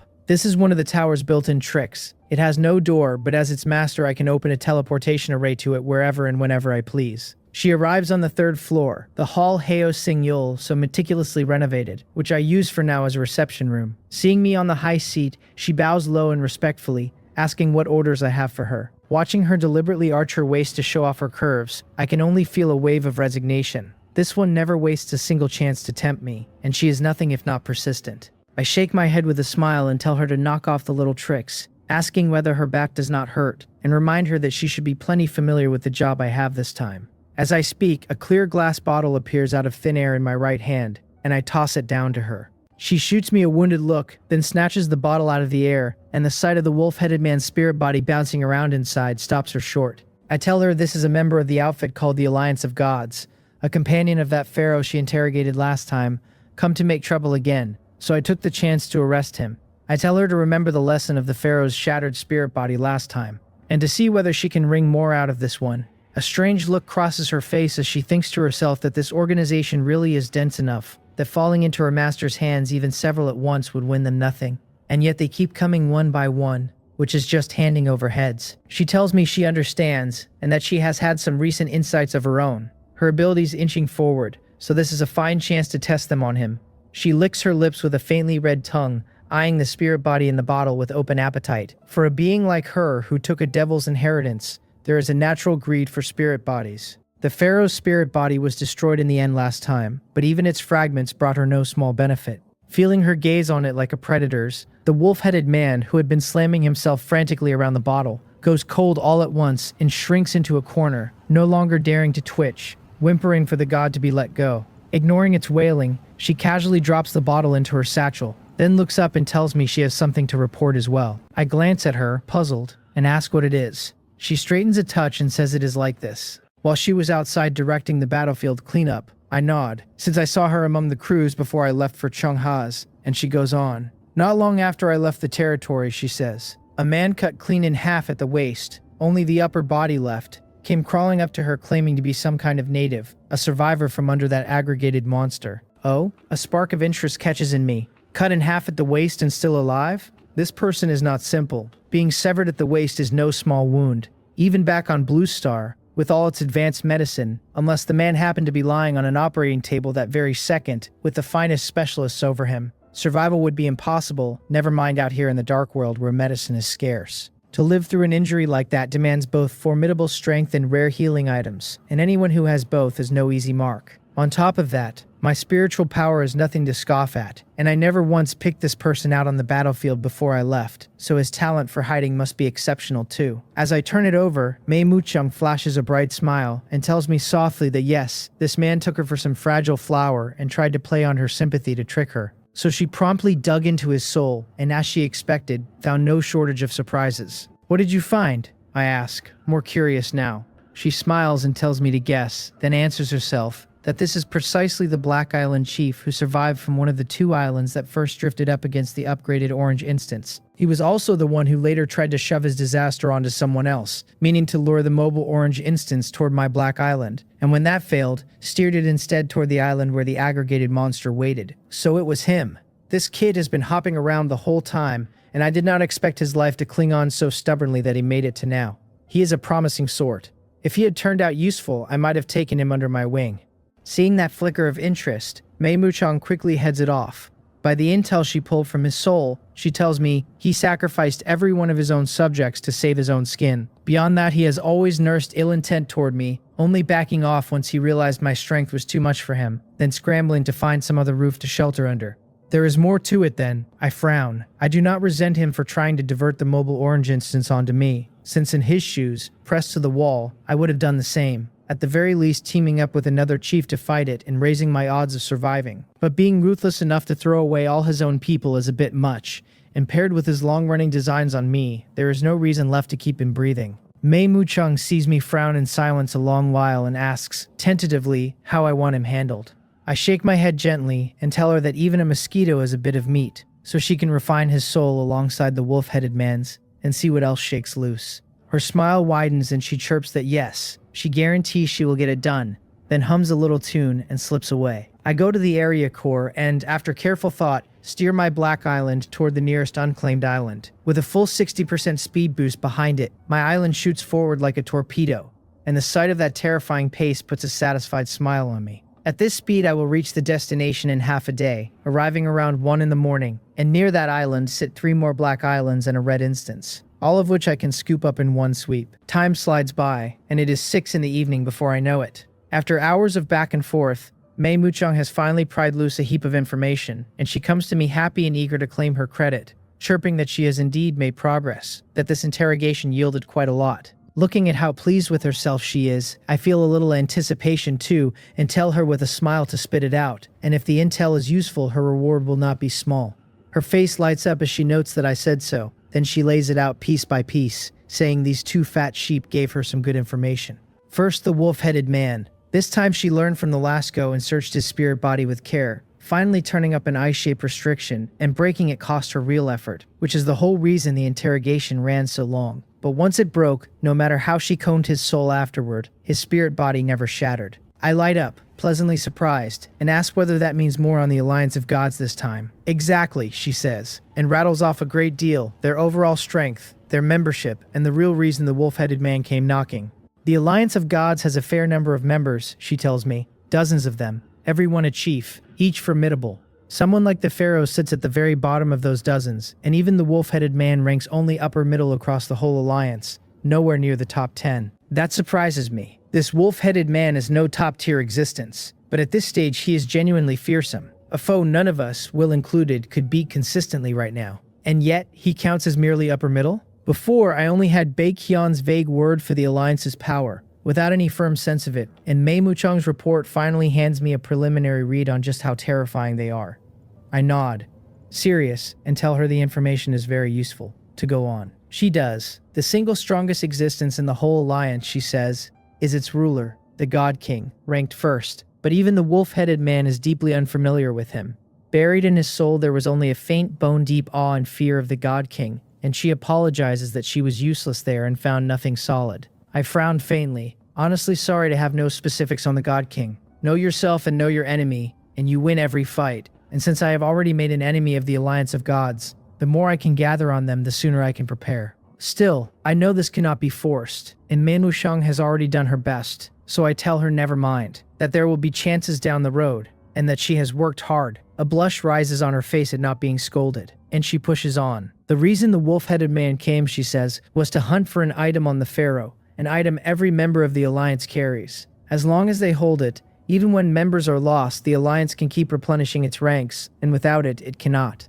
The item is called the God's Token. The God's Token? The name alone sounds high and mighty. I stroke my chin, puzzled, and point out that both the Pharaoh and the wolf-headed man burst apart and died on defeat, their spirits captured, and we never turned up any such item on their bodies or in their territories. Mei Musheng smiles and tells me that normally I would not find it, that it takes a special method. By her interrogation, one has to chant an incantation of the Alliance of Gods at the exact spot where they exploded to summon the God's token. The spot where they exploded, I muse. Those would all be on Xiongha's Black Island, though with the 3 islands all fused together now, the precise places may have shifted. So later I will take some sentry ants over to search. I ask her what the incantation is. She tells me it is something like Eternal Divine Light. Eternal Divine Light. Rather mystical. I turn it over, commit it to memory, and set the trip aside for later. Then she adds that the God's token has functions worth knowing, that the wolf-headed man's sudden skip across 2 hours of travel was done by leaning on the God's token. So that is how he crossed such a distance. I am a little stunned. An item every member of the Alliance carries has a monstrous ability like that. That skip can only be unlocked at a level 6 shelter, and it is not even that strong when first unlocked, so no wonder the Alliance has grown so fast. Mei Mucheng goes on that while a member holds the God's token, their location is also locked by the Alliance, and that if I did not want to be hunted by them, tossing the token away would be the safest move. What a joke! With an item that powerful in hand, why would I throw it away? Dithering like that would be worse than simply surrendering. I shake my head and tell her to let them come if they are not afraid of dying. She nods hard, eyes shining, praising how domineering her master is, then notes that by her interrogation, the Alliance's members are scattered all over, so gathering their forces to come at me will not be easy. That, she says, is all the useful information from the wolf-headed man. Next comes the one-legged fellow who looks like a punk, and this one has some good things on him. His alloy guitar, she tells me, is a growth-type gold-rank weapon carrying a spiritual power attack. A growth-type weapon? My eyes light. I did not expect this punk youth to be holding something so fine, though as a Black Island chief, one man standing out among 10,000, he must have racked up countless mission rewards on his way up. So a few choice items are only normal. Honestly, the most valuable thing was the man himself, who burned through mountains of rare resources growing into what he was, and the skills he mastered cannot be stripped off him. But since he carried ill intent and set his sights on me more than once, then regrettable as it is, I can only kill him. Just as I am mulling it, Mei Mucheng adds that the alloy guitar also has a spiritual power cultivation skill sealed inside it, one that requires reaching Tier 1 to unlock, and since the one-legged punk never broke through to Tier 1, he never unlocked it. My attention snaps back and delight breaks across my face. A spiritual power cultivation skill, a weapon that comes bundled with one. I have seen plenty of growth-type weapons, but one carrying a skill on top is unheard of, and better yet, it is a spiritual power cultivation skill, exactly what I have coveted for ages. Bring it here, I tell her, a little impatient. Let me see. I am no musician and have no interest in fighting with a guitar, but I can still learn the cultivation skill inside it. Soon she brings the alloy guitar over. It was caked in blood and grime after the battle, but she wiped it down carefully beforehand, and now it gleams, throwing off little glints of light. Clearly no ordinary thing. I take it and check its reading. It calls itself the Super Alloy Death Heavy Metal Guitar. Gold rank, growth type. Unbound, able to inflict both physical and spiritual power attacks. The physical tied to strength and the spiritual to the spiritual power attribute. Absorbing sound attribute skill books can raise the guitar's quality and seal skills within it to draw on at any time. And it holds a spiritual power cultivation skill that needs Tier 1 to unlock. Physical attack tied to strength. So I am meant to just clobber people with the guitar? I look over its texture, that silver-white metallic sheen and those blade-sharp sides, and fall quiet a beat. Spiritual power attacks are rare by nature and brutally hard to defend against, so by its effects alone this weapon lives up to the growth-type name. It just does not suit any of us. Still, it would be a waste to lock a top-tier weapon away in a drawer, so I will use it despite the awkwardness. I have no matching sound attribute skills, but the weapon's raw strength should still pull good weight. I go ahead and activate it, and the panel asks whether I want to unlock the spiritual power cultivation skill sealed inside. Yes, I confirm. A black light flashes across the guitar, and a rough textured black skill book drops into my hand. On its cover sits the name Death Heavy Metal. The reading calls it gold rank and says that by listening to noise and stirring up the spirit, it raises the ceiling of one's spiritual power. A skill sealed inside that guitar, cut from the same cloth, of course. I sigh a little, half foreseeing the suffering ahead. Just noise then. Cultivating spiritual power is fiendishly hard, and a stable way to raise it is already rare, so a little discomfort is a price I can pay. I use the black skill book, and the next instant it dissolves into black light and pours into me, a jolt running through my body as the method of cultivating death heavy metal locks itself into my mind. From now on, cultivating spiritual power becomes a daily lesson I cannot skip. I nod, satisfied, and decide to head to Xiongha's Black Island soon to collect the god's tokens. I am about to summon a squad of sentry ants to go when a thought stops me. The spirit-nurturing jar has been sitting in the slaughterhouse this whole time, drinking down souls, and I wonder how many ants it can hold now. If it can carry enough, then I can bring a great many ants along whenever I travel, which would be far more convenient. On that thought, I spread my light wings and fly toward the underground second-floor farm. After the healing ants advanced to platinum rank, I naturally swapped in a fresh batch of them to form the light wings on my back. After the change, my flight speed jumped at least threefold, and I gained a golden stream of light I can switch on or off at will. On my own territory, I have no need to hide, so I leave it lit, and as I cut through the air, the golden light shimmers out, gaudy and bright, drawing envious shouts from the underground city's subjects wherever they catch sight of me. I reach the spirit-nurturing jar fast. Since I redesigned the slaughter line, the jar has been able to drink in the souls of the butchered livestock to the fullest. By now it has swallowed thousands, tens of thousands of mutated beast souls, so its rank must have climbed sharply, though I have no idea how far. The black iron rank jar could only carry 10 ants, which is honestly a bit thin. I am not asking for much, I think, and if it can hold 500 ants, that would be more than enough. I look straight at the jar, greedily gulping down souls, and the moment I do, my eyes are yanked to it, because though it is still palm-sized, small enough to cradle in one hand, its whole appearance has transformed. The old jar looked like a crude clay pot, the kind you would pickle cucumbers in. Nothing about it hinting at growth-type equipment. Now it is entirely black, carved with insect and grass reliefs, glazed with a rich luster, looking every inch a treasure. Its grade has clearly jumped a fair bit. Delighted, I flare gold light in my right eye and read it. The jar is platinum rank now, growable, made to hold creatures inside and nurture their spirituality. Its grade rising as it devours souls, and the higher its grade, the more creatures it can hold. With its current capacity at 5,000, its soul-devouring range covers the whole of my Black Island. I cannot help being startled. The jar climbed from black iron all the way to platinum, in how many days? Chewing down some sub-silver livestock could never account for a leap that steep. I stroke my chin and work out the reason. It must tie back to the soul-devouring range. The jar first drank a good stock of livestock souls, nudging its rank up, which widened its absorption range, and a platinum jar can now feed on every creature that dies across my entire island. Before it reached platinum, back at gold rank, its reach was already considerable, enough to blanket the ground around the underground city, and I have just come off a run of major battles. The monsters from that orange instance all died near my underground city, and there was the aggregated monster too, which though a single beast had penned and fused countless souls inside its body. With that flood of souls, the jar finally shot up to platinum. I slapped my forehead a little rueful. I was careless, leaving the jar down here and clean forgetting it, when if I had carried it out earlier to drink the instance monster's souls, its rank would likely have climbed faster still. But it is hardly a bad outcome. Platinum is already high, and 5,000 creatures will be plenty for a very long time. And now that it can absorb the souls of the dead across the whole span of my Black Island, I can carry it with me from here on rather than leaving it planted in one spot. I fasten the jar to my waist, load it with several teams of sentry ants, platinum rank black scythe hunter ants, and a mix of other ants besides, and only then leave, content, teleporting to Cheongha's Black Island. Carrying so many powerful ants along, my sense of safety climbs a good deal. Cheongha's Black Island, her shelter. She frowns faintly and asks, soft, whether I mean she was targeted because of that god's token. I nod and tell her that is right, that it is intel my people wrung out of the wolf-headed man. The token matters enormously to the Alliance of Gods, and they will not let it go, so as long as it stays with her, they will keep sending people to harass her. Her brows knit deeper. Her abilities lean towards steady, gradual growth, and she prefers peace to commotion, so the thought of endless harassment gives her a headache. She asks straight away whether we can find the God's token and simply toss it, because constant raids from the Alliance would wreck her development plans.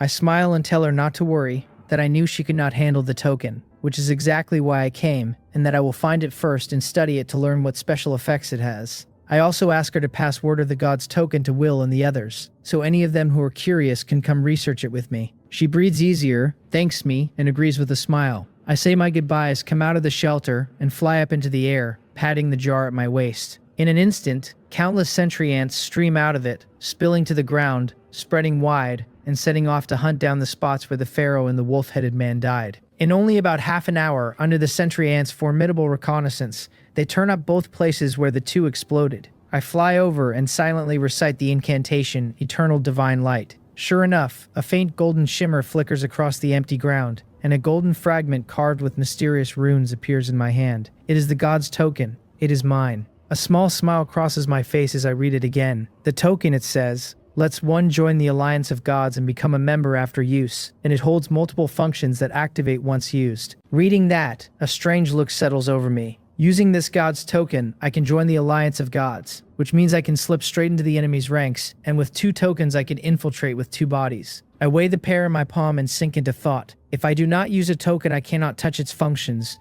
and will only be tracked and pinned for nothing, which is a plain loss. But if I do use it, then as Mei Muqiang said, every so often a spiritual power projection of mine gets dragged into a grand hall to sit through an alliance meeting the God King convenes. That God King is far too mysterious, his strength unfathomable, and I have no idea whether he would see through me. There are quite a few tokens scattered about by her account, dozens at least, and now and then someone picks one up and joins, and as long as they heed the God King's command, he raises no objection. Still, something about it sits wrong with me. A faint whiff of conspiracy, and I have always carried a thread of wariness toward that God King. Baiqian said the God King used some unknown means to force everyone on a black island to submit outright, which reads like an ability tied to the spiritual power attribute, I remember. And to use the token, one has to inject a trace of spiritual power into it to bind it. Feeding a strand of my own spiritual power into the hands of an enemy so skilled with the spirit is extremely dangerous, and I must not gamble lightly with it. I frowned down at the token, feeling like a man standing before a mountain of treasure with no way to step inside. After a short think, a plan lights up behind my eyes. The so-called Alliance of Gods is a menagerie of strange beings anyway, so why not let an ant use a token to go undercover and lie in wait? That way I can tap the token's powerful functions and sit in on the meetings, gathering intelligence on the Alliance's movements, which would be worth an immense amount. And if anything goes wrong, if the God King notices and moves against it, then all I lose is 1 ant. In that case, though, I cannot let an ant queen use it. The risk is too great, and I cannot use one too weak either, which would be conspicuous. It has to be a platinum rank ant at the very least. Turning over the various species, I settle on a platinum rank black scythe hunter ant as the test subject, for several reasons. At an alliance meeting, the spiritual power projection reflects one's body and image, and black scythe hunter ants are powerful and carry a suitably imposing, oversized presence. Plenty intimidating. Beyond that, Mowol once ate a voice modification bead, so the black scythe hunter ants she raised can speak human language, which clears any hurdle around communication. And Mowol is currently assigned to the ant nest researching wizard skills, so she has time to spare, and once this ant's projection is pulled into a meeting, she can step in at any moment through her queen's authority and direct it to speak. So I release a platinum rank black scythe hunter ant from the spirit nurturing jar and have it try the token. At my command, it brushes the god's token gently with its antennae. A golden light flashes, its body sways a touch, and then it binds the token cleanly. The first step is a success. Delighted, I check the token's specific functions at once, since as the boss of this black scythe hunter ant, I hold all the authority I need to view and use them. After use, the reading says, one joins the alliance of gods, and activating the token lets the spirit body escape and return to the temple. Its first function is the alliance meeting, where the God King, holding the core, convenes a gathering in the temple that token holders attend by spiritual power projection. Its second function is God Descent, letting one mark a black island. And if the sailing time to it runs past 1 day with the remaining distance inside 3 hours, one can reach the target directly, on a 7-day cooldown. Its third function stays locked until the total number of black islands the members control reaches 2,000. Interesting. The functions this token unlocks are tied straight to how many black islands the members hold as a whole. This God Descent is plainly the ability the wolf-headed man used to ambush Qianghua. Set against Super Leap, it carries more restrictions, and the cooldown is no shorter. But an extra fast travel method will still lift my development pace by a good margin. And activating the token to let the spirit body flee is surely the trick the pharaoh and the wolf-headed man reached for at the very end. What waits for a lone spirit body once it returns to the temple is hard to say, and it clearly amounts to a last resort. That God Descent alone makes the whole effort worthwhile, never mind the chance to bury a spy in the enemy's ranks. I nod, satisfied, and tuck the god's token into my storage ring for now. The black island I picked still needs 8 hours to reach, and the travel time has not crossed a full day, so it does not meet God Descent's conditions. With nothing pressing, I take out the alloy guitar and head for the gravity room, which soundproofs beautifully and has already become my practice room.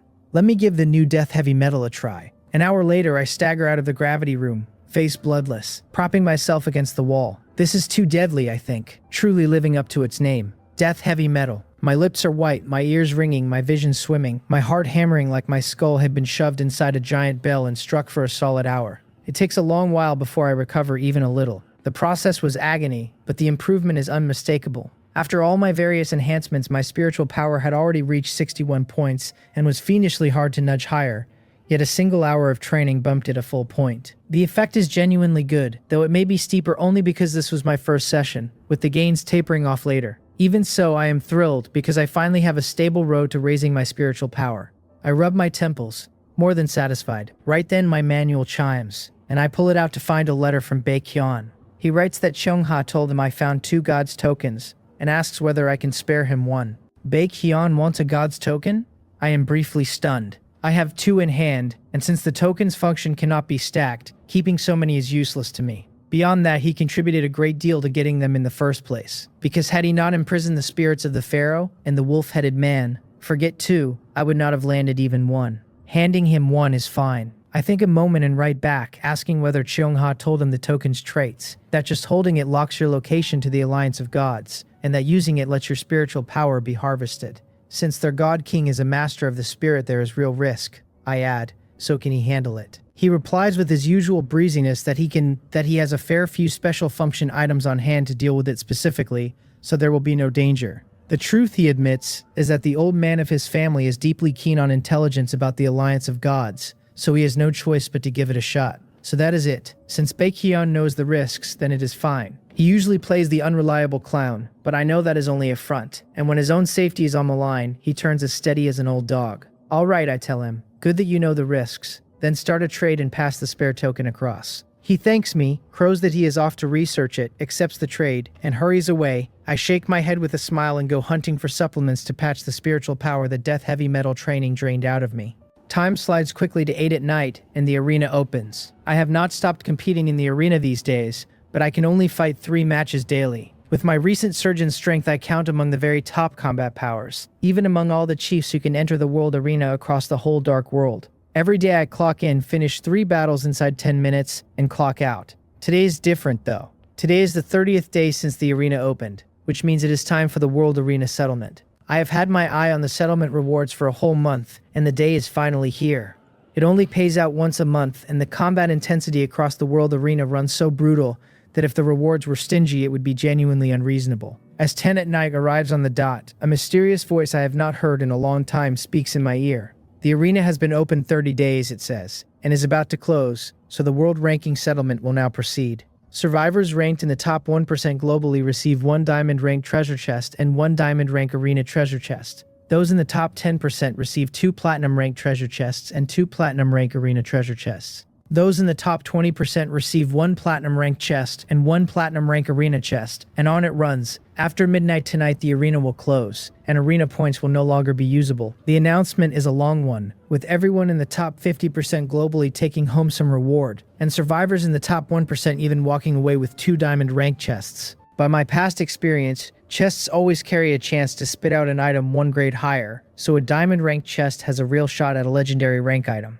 The odds are tiny, but the chance is there, and even without a legendary item, the likelihood of a diamond rank 1 is far from small. At a stage like this, when platinum rank items are already vanishingly rare, what would a diamond rank or even a legendary rank item mean? I kept a flawless record, so naturally I sit in the top 1% globally, and 2 chests are already in my hands, both sheathed in hexagonal diamond facets with only slight differences in detail, the diamond rank treasure chest and the diamond rank arena treasure chest. Yet I am frowning, showing no joy at the diamond rank rewards. My face gone solemn instead. Diamond rank chests, I think, mean a large number of people will pull diamond rank or even legendary rank items, and given the sheer size of the pool, there will surely be plenty. As one rises, another falls, and if I fail to open anything of quality while others open something finer, I could well slip into a disadvantage. I let a soft breath go, because opening chests is far too much of a gamble. No one can promise the outcome. Beyond the rewards, what puzzles me more is that the mysterious voice actually announced the arena's closure tonight.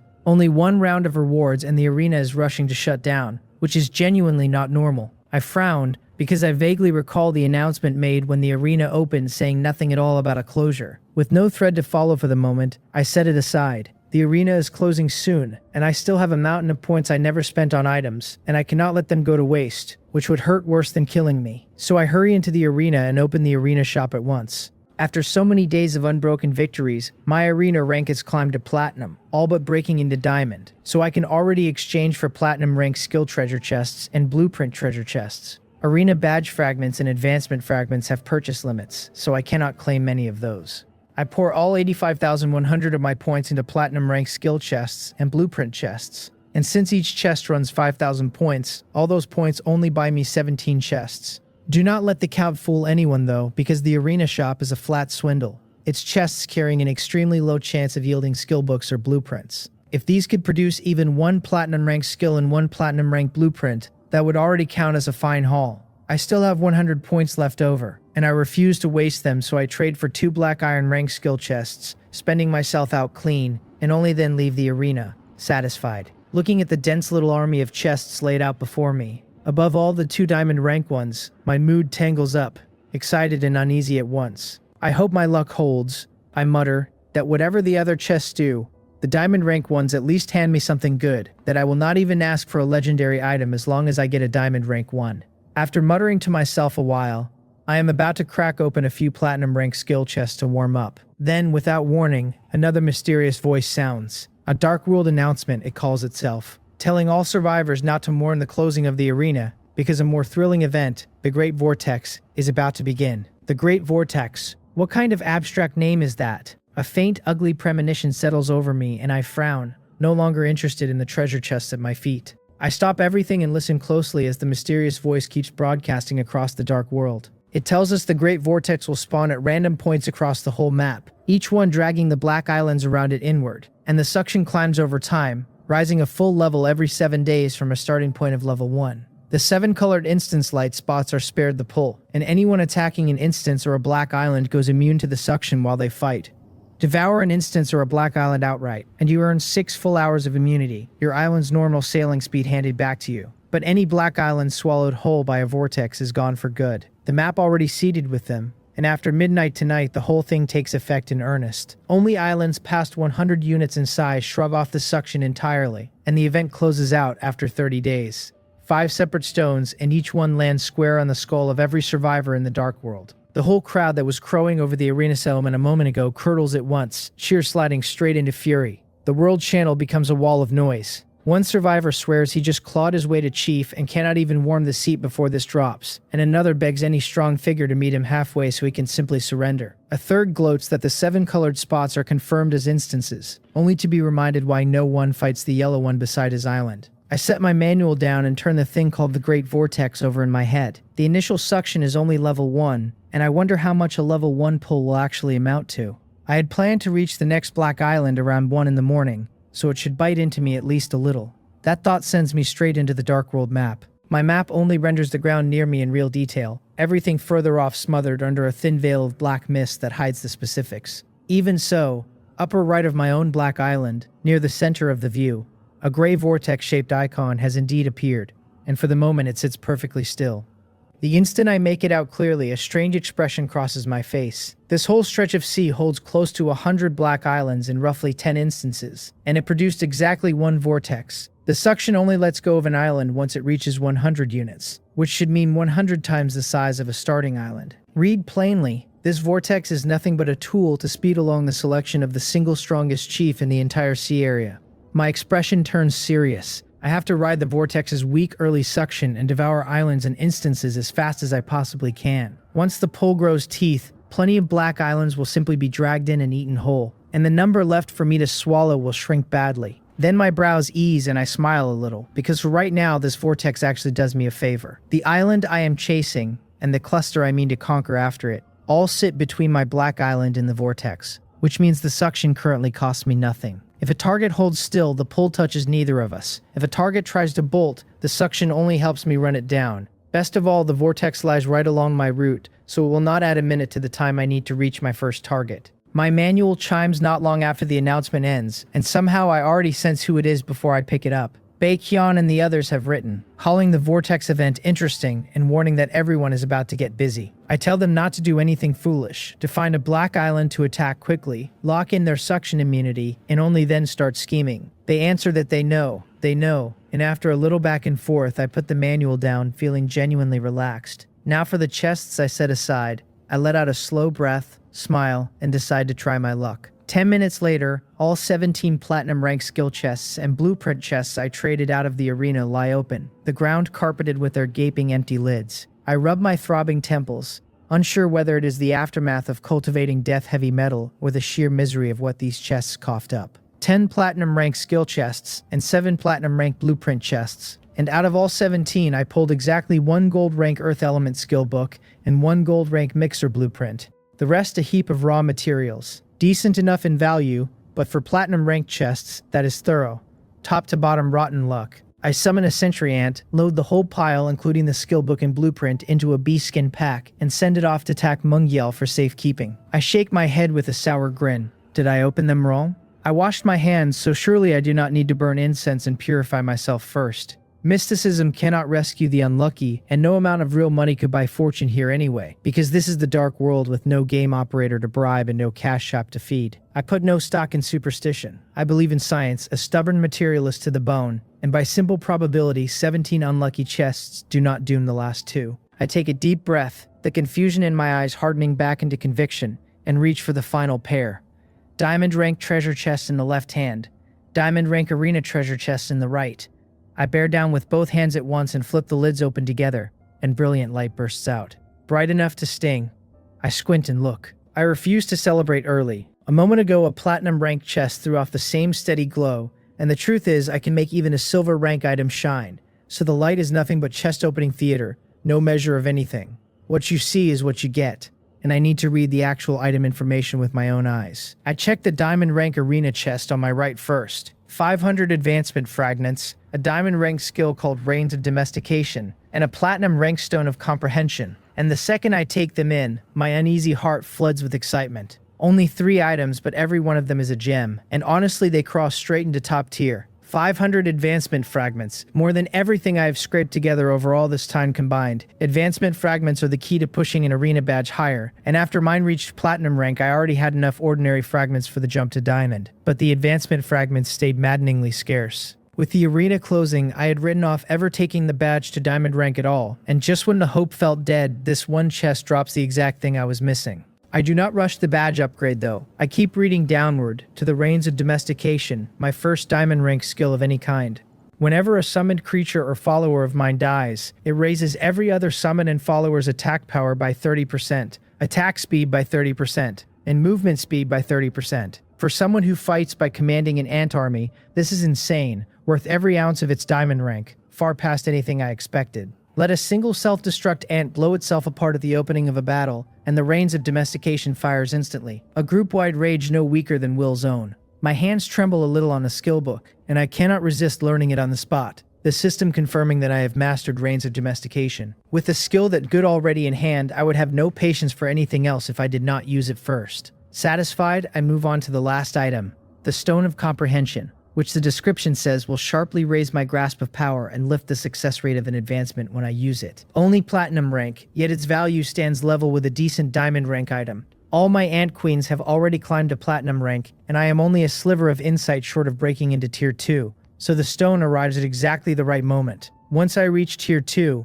I can try pushing my queens to diamond rank, and my strength will lurch upward all over again. I weigh the Stone of Comprehension in my palm and let a little sentiment through. Sharp comprehension and rare talent are precious, sure, but resources are their own kind of talent, and using an item to buy insight for a breakthrough is nothing to be ashamed of. To wring the most out of it, I will need a quiet place, a settled state, and my full effort poured in at once, and I simply do not have the time right now, so I slide it into my storage ring for later. Now the diamond rank treasure chest on my left, which is a different animal from the arena one. The arena chest, with the word arena in its name, only ever opens things tied straight to personal strength, fragments and skill books and comprehension stones. This plain diamond rank chest has no such leash, so its pool is far wider and far more likely to spit out mere resources, exactly like the earlier chest that treated me so poorly. But with those top-tier arena pulls already in hand, I have shed the unlucky label, I am no longer empty-handed, and my heart has gone calm, so I hold no grand hopes for this one. A good pull is fortune, a bad one is fate, and either way it is not worth losing sleep. The odds of a diamond rank chest yielding an actual diamond rank item run about 1 in 5, which is genuinely not low. A legendary rank item sits near 1 in 20, a thread of hope so thin I refuse to lean on it with only a single chest to my name. The greater the hope, the sharper the fall. The remaining 3/4 land on platinum and gold rank, and even the guaranteed floor being gold and platinum lives right up to the diamond rank name, something that would have been unthinkable half a month ago.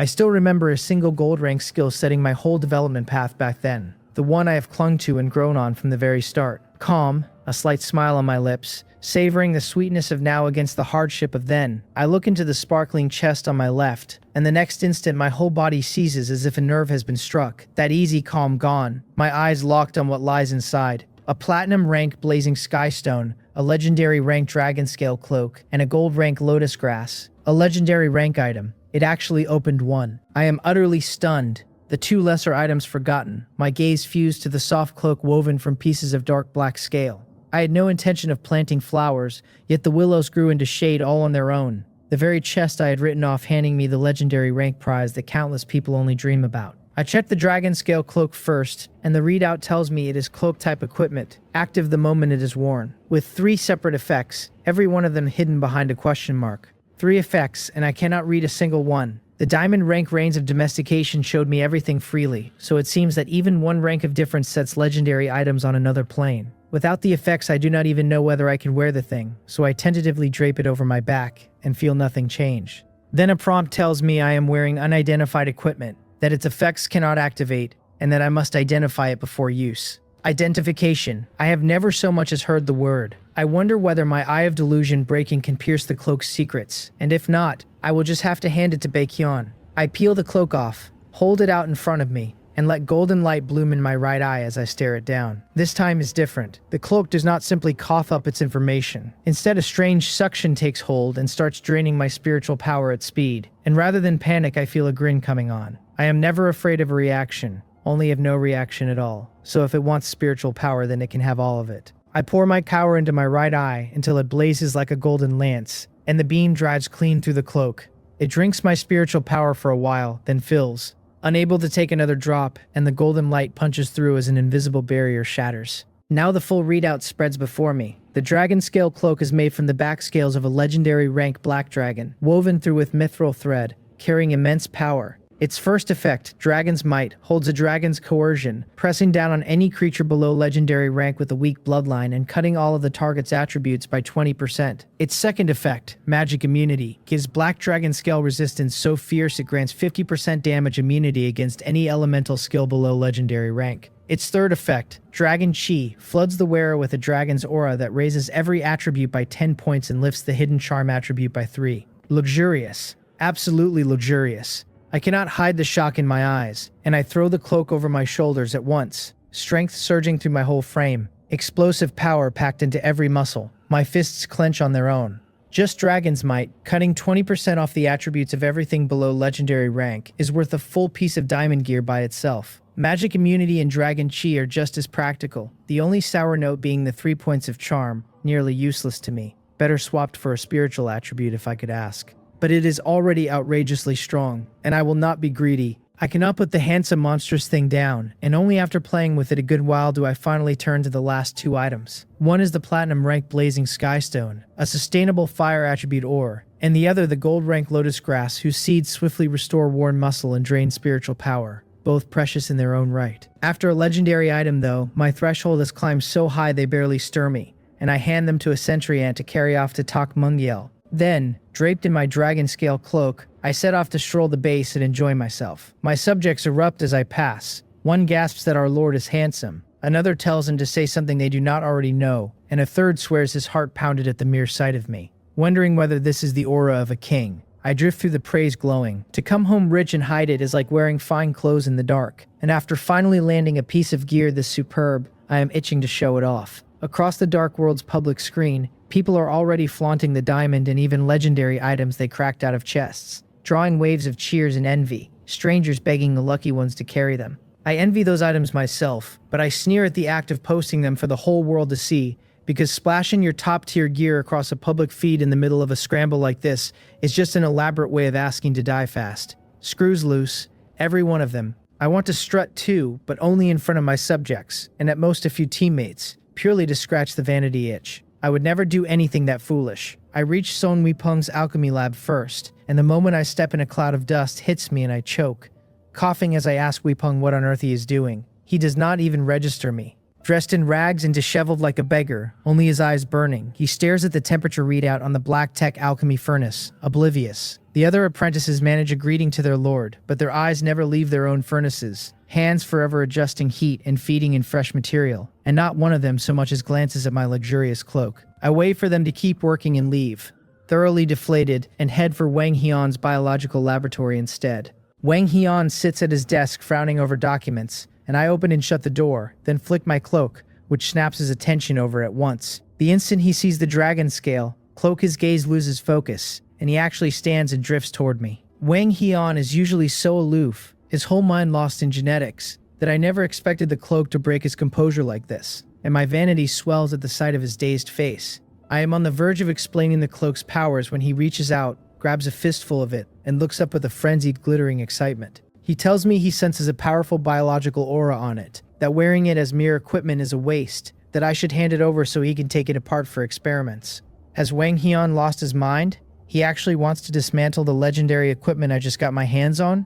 I jolt, yank the cloak out of his grip, and turn to bolt, but he shows an agility I have never seen from him, one long stride carrying him into the doorway to block my escape. I tell him to drop the idea, that if he wants research material I can find him other things, but not this, a legendary piece I have not even worn once, that I am not rich enough to let him rip it apart for fun. Clutching the cloak, my voice hard, I stare him down. He pushes his frameless glasses up, seeming to steady a little, and murmurs that if it is legendary equipment, no wonder the aura is so strong, which is all the more reason to hand it over. He tells me no and gets more excited. I almost laugh in exasperation, take a deep breath, scrawl the equipment's full attributes onto a scrap of paper, and pass it to him. I tell him to give me his reasons, that if he means to dismantle it, he should at least make it serve a purpose worth more than the cloak itself. Wang Heon reads the note, his pupils snapping tight, then steps aside from the doorway and shakes his head, admitting the equipment is far too valuable to be taken apart. So he is reasonable after all. Relieved, I clap his shoulder and thank him, telling him his research has always carried its weight. By rights, I should feed his appetite for material, but the cloak is genuinely precious and the times are chaotic, so its effects matter too much just now, and I promise to bring him high-grade material the instant I have any. I am turning to leave when he speaks again. He says these scales come from a legendary rank black dragon, and that dragon scales are organs, so they carry the black dragon's gene. A small extraction injected into an ant queen would absolutely lift her ant's growth ceiling to diamond rank, maybe even the mid to late diamond stage, brushing right up against legendary. His words drop into me like a devil's whisper, and my hurried feet stop dead. Diamond rank. That is diamond rank. I am on the cusp of tier 2, and the moment I cross it, the seal keeping my ants from diamond rank lifts. But the resources to haul them from platinum to diamond are still nowhere near in hand, and the queens have only fused platinum rank genes so far, so even a diamond rank gene might not clear the bar. A legendary rank gene is a different creature entirely, spanning 2 whole ranks guaranteed to rocket the ants straight to diamond rank. A legendary piece of equipment on one side, my ants leaping to diamond rank on the other. I stall in the dilemma and look helplessly at the man who put me here, asking him to stop playing coy and tell me whether there is a way to have both. Wang Heon pushes his glasses up and says lightly that my cloak is far too gaudy, that some of the scales are plainly nothing but decoration. I leave Wang Heon's office. I walked in radiant in a brand new legendary cloak, and I walk out with no cloak in sight. I give a bitter smile and mutter that I hope Wang Heon keeps his word, that he strips only the useless decorative scales for gene fragments and leaves the equipment's real attributes untouched. I let his beautiful blueprint sway me, chose to trust him, and the second I step out I feel the regret, but it is already in his hands, and I cannot take back my word, so I let it go. If the plan runs smooth, I will be raising diamond rank ants next and multiplying my strength several times over. The cloak is powerful, but its lift to my personal strength, even at a full 100%, is nothing beside cultivating my main force, the ants themselves. Even if Wang Heon botches it and wrecks the cloak entirely, in raw combat power, I still come out ahead. Comforted by my own accounting, I head straight for the gravity room. Now that my spiritual power has risen, my grasp of strength feels sharper than ever, and I happen to pull a stack of advancement from the Diamond Arena chest that can push my badge to diamond rank, which itself deepens comprehension. With all of it stacked together, tier 2 should be very close. The moment I reach the gravity room, I take out the arena badge and spend 10,000 badge fragments and 800 advancement fragments to carry it to diamond rank, and its attributes surge all over again. It now lets me pick 2 of the 4 attributes, strength, agility, physique, and spirit, and raise each by 30 points. No longer just 1. It grants a flat 20% damage increase, and while that is lower than the platinum figure, it has shed the restriction of only working inside the arena, which is a huge gain instead, and it lifts my comprehension of strength from the old 15% all the way to 25%, exactly what I need with tier 2 in my sights. I consciously ignore the requirements to push the badge onto legendary rank, because the arena is closed anyway, and even open, the resource cost is a mountain I could not say how long it would take to climb. Very satisfied, I pin the badge to my chest, seal the gravity room, and sink into the work of breaking through to Tier 2. With every boost layered on, my mind clears and my understanding of strength grows fast, the boundary of Tier 2 rising to meet me. Cultivation knows no clock, and time slides by.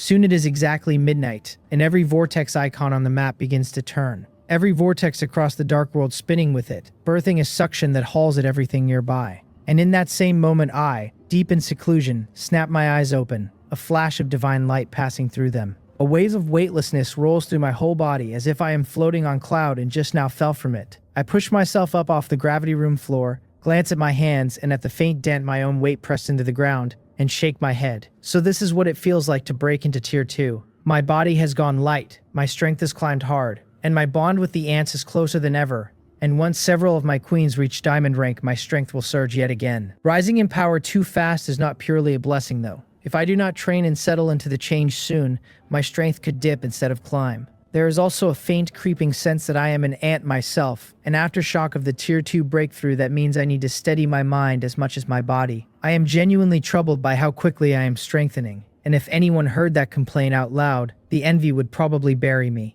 So I do not rush out. I stay and work the change through my limbs, controlling every motion until the new strength sits right. I look in on my core skill, the species contract for ants. Back at my Tier 1 breakthrough, I chose the species contract as my core ability, and the choice lifted it from gold rank to platinum, unlocking a damage transfer branch usable once a day that has saved my life more than once. Now, breaking into Tier 2, the species contract climbs another rank to diamond and unlocks a fresh branch, Power of the Commander, which raises the attributes of every subordinate ant by 10% of my own total attributes. Read simply, if my 4 attributes sum to 100 points, each ant gains 10 points across strength, constitution, agility, and spirit. On its own, the branch looks modest, since my attributes, apart from a standout spirit, are nothing special. But paired with another of my abilities, the whole picture flips. I long ago fused the growth type Heart of the Lord, which feeds my attributes by the number and quality of my contracted ants, and lets me fix 3 ant abilities onto myself. After all my queens hit platinum rank, the Heart of the Lord rose to platinum with them, hauling my strength, agility, and constitution up sharply. Under every blessing layered together, I am frankly a humanoid monster now, my raw stats standing level with the survivors who fight on pure physical prowess. And the attributes the Heart of the Lord grants me feed straight into the new power of the Commander, which then pushes those same attributes back into the ants. The attributes the Heart of the Lord gives me come from the ants to begin with, and now the species contract turns around and pours them back into the ants. It feels like stepping on my own left foot with my right to climb into the heavens.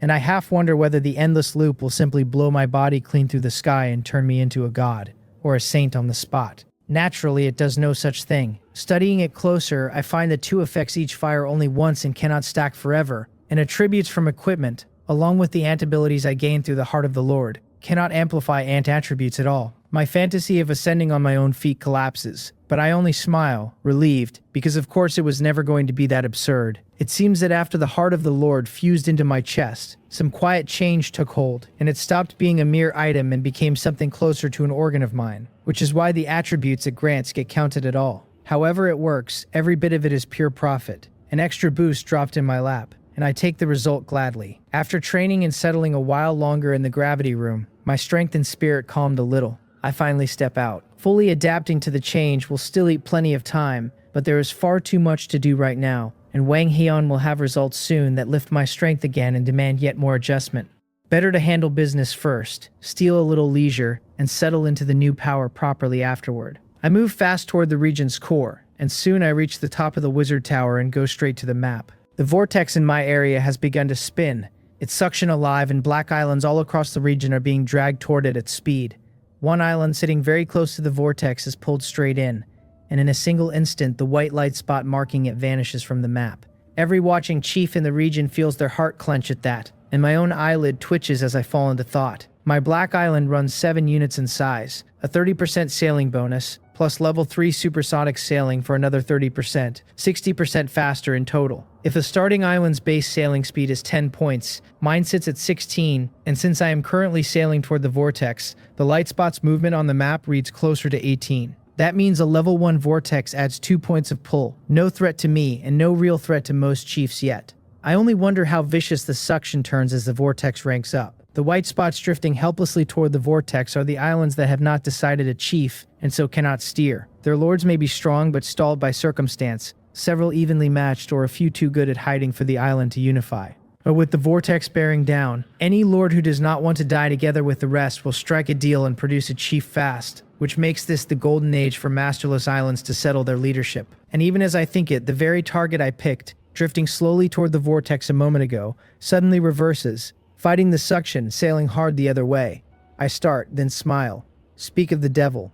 The target shows its chief at this exact moment. The island just settled its chief and is still a nascent thing of starting size, carrying only level 1 supersonic sailing for a 10% bonus, 11 points of speed, and fleeing against the suction it crawls at a pitiful 9. Mine, riding the pull, hits 18 exactly twice its speed. It senses my island bearing down and throws itself sideways, but there is no escaping me and it can only watch as I close with unreasonable speed until the two islands touch. Because it fled outward, roughly toward me, we met in a mutual rush, and I arrive at my target sooner than I ever planned. Looking at my island, 7 times its size and twice its speed, the nascent chief's face collapses into despair. All will to resist gone. He curses that he finally became chief, and before the seat even warmed, before an hour passed, a big shot targeted him, and rather than struggle, he decides it is better to give up early and surrender. When my ant army lands, it meets not a single trace of resistance, only a sea of waving white flags, the chief choosing to become my vassal, his island folding into mine. From landing to conquest, less than half an hour, most of that spent traveling, and my black island climbs to 8 units, its sailing speed rising another 5%. Every lord I ever faced fought me hard, not because they were strong, but because they could not bear to lose the power they bled for. So this is the first time a chief has surrendered so cleanly. For a beat I do not react, then I check the map and it clicks, and I smile. At 8 units my white spot has swollen 8 times over, genuinely imposing, and apart from the chiefs truly obsessed with power, most will now flee at the mere sight of me, which saves me effort and lets me breathe. Word travels on the World Channel, and more than one fleeing chief now trades the name Jang Hyun with a wary edge. I do not linger. The instant the island merges, I pick the nearest one and sail. The new vassal goes to Tak Mungyel as always, and with my territory and vassal swelling, so has his pool of talent. His team grown large, and after so many rounds of folding and surrendered soldiers, so practiced that it needs no worry for me. So while I close on the next island, I stride confidently back to the gravity room to keep adapting to my new strength. The suction is only 2 points of speed for now, so the impact is small. The whole Dark World chat has already spread how lethal the instances are, so few people will risk one just to dodge the vortex, which means the instances should not level up fast, and I need not fear a high-level instance yet. But one thing has been gnawing at me the whole way. An orange instance sits right on the vortex's edge, the icon's rim actually covering half of the orange light spot. Later, when islands get dragged toward the vortex and, desperate not to be swallowed, drift toward that orange instance, what then? If it were a red instance, it would be fine, but an orange instance is unlikely to meet a chief with the power to clear it, and if a clear fails, a high-level instance could be born. The more I turn it over, the more likely it feels. I did consider clearing it myself while it was still orange, but it sits absurdly far from my island, and detouring there would gut my development pace, and it hubs the vortex that swallows islands at will, so rushing in blind could invite anything. I can already become the region's top power by developing steadily, so why gamble? The answer is simple. I devour islands fast enough that none get dragged in to feed the instance's level, because if a high-level instance shows up carrying new traits, it could threaten me badly.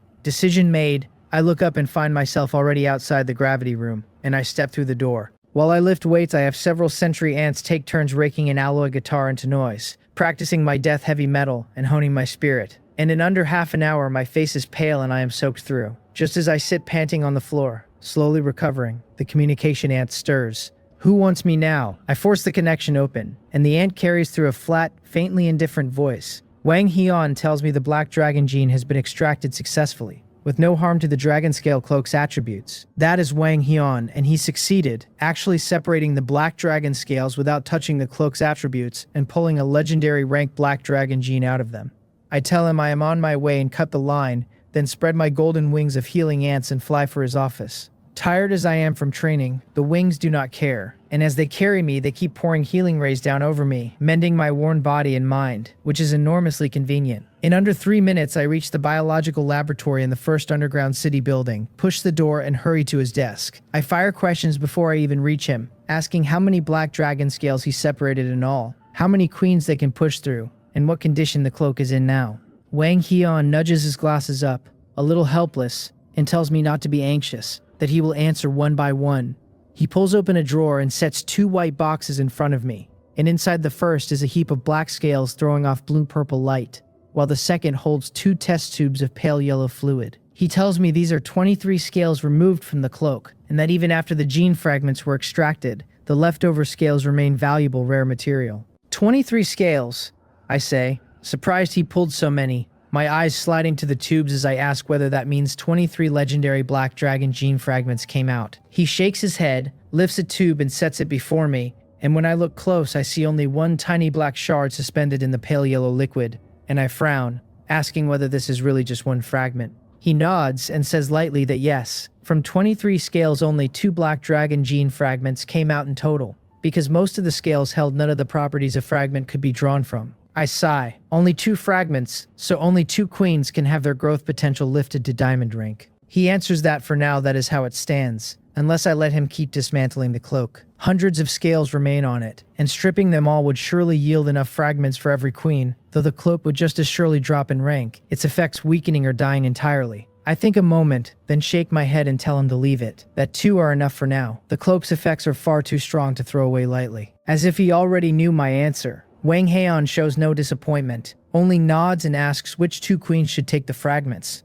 I do not overthink it and smile. Mo fuses one first, because the black scythe hunting ants she raises have always been a pillar of my combat strength, so she has to be the first to diamond rank. And the second goes to Mars. Rock Spirit, the healing ants, and Leisure Cloud are all mainly functional, but this is a period of enormous upheaval, and I need my raw combat power maxed right now, with black scythe hunting ants breaking lines and self-destruct ants handling the powerful enemies. Once Moel and Mars reach diamond rank, and I stockpile another wave of diamond rank black scythe hunting ants and self-destruct ants, I will be an untouchable existence at this stage. The thought of myself sweeping thousands with a diamond rank ant army clenches my fists in excitement. Wang Heon nods briskly, sweeps the 2 boxes off the table, and strides for the door, telling me he will go fuse the fragments with Moel and Mars now. I stop him to ask where my dragon scale cloak is, and his voice drifts back that it is in the cabinet under his desk, his steps never breaking as he vanishes from the office. So urgent?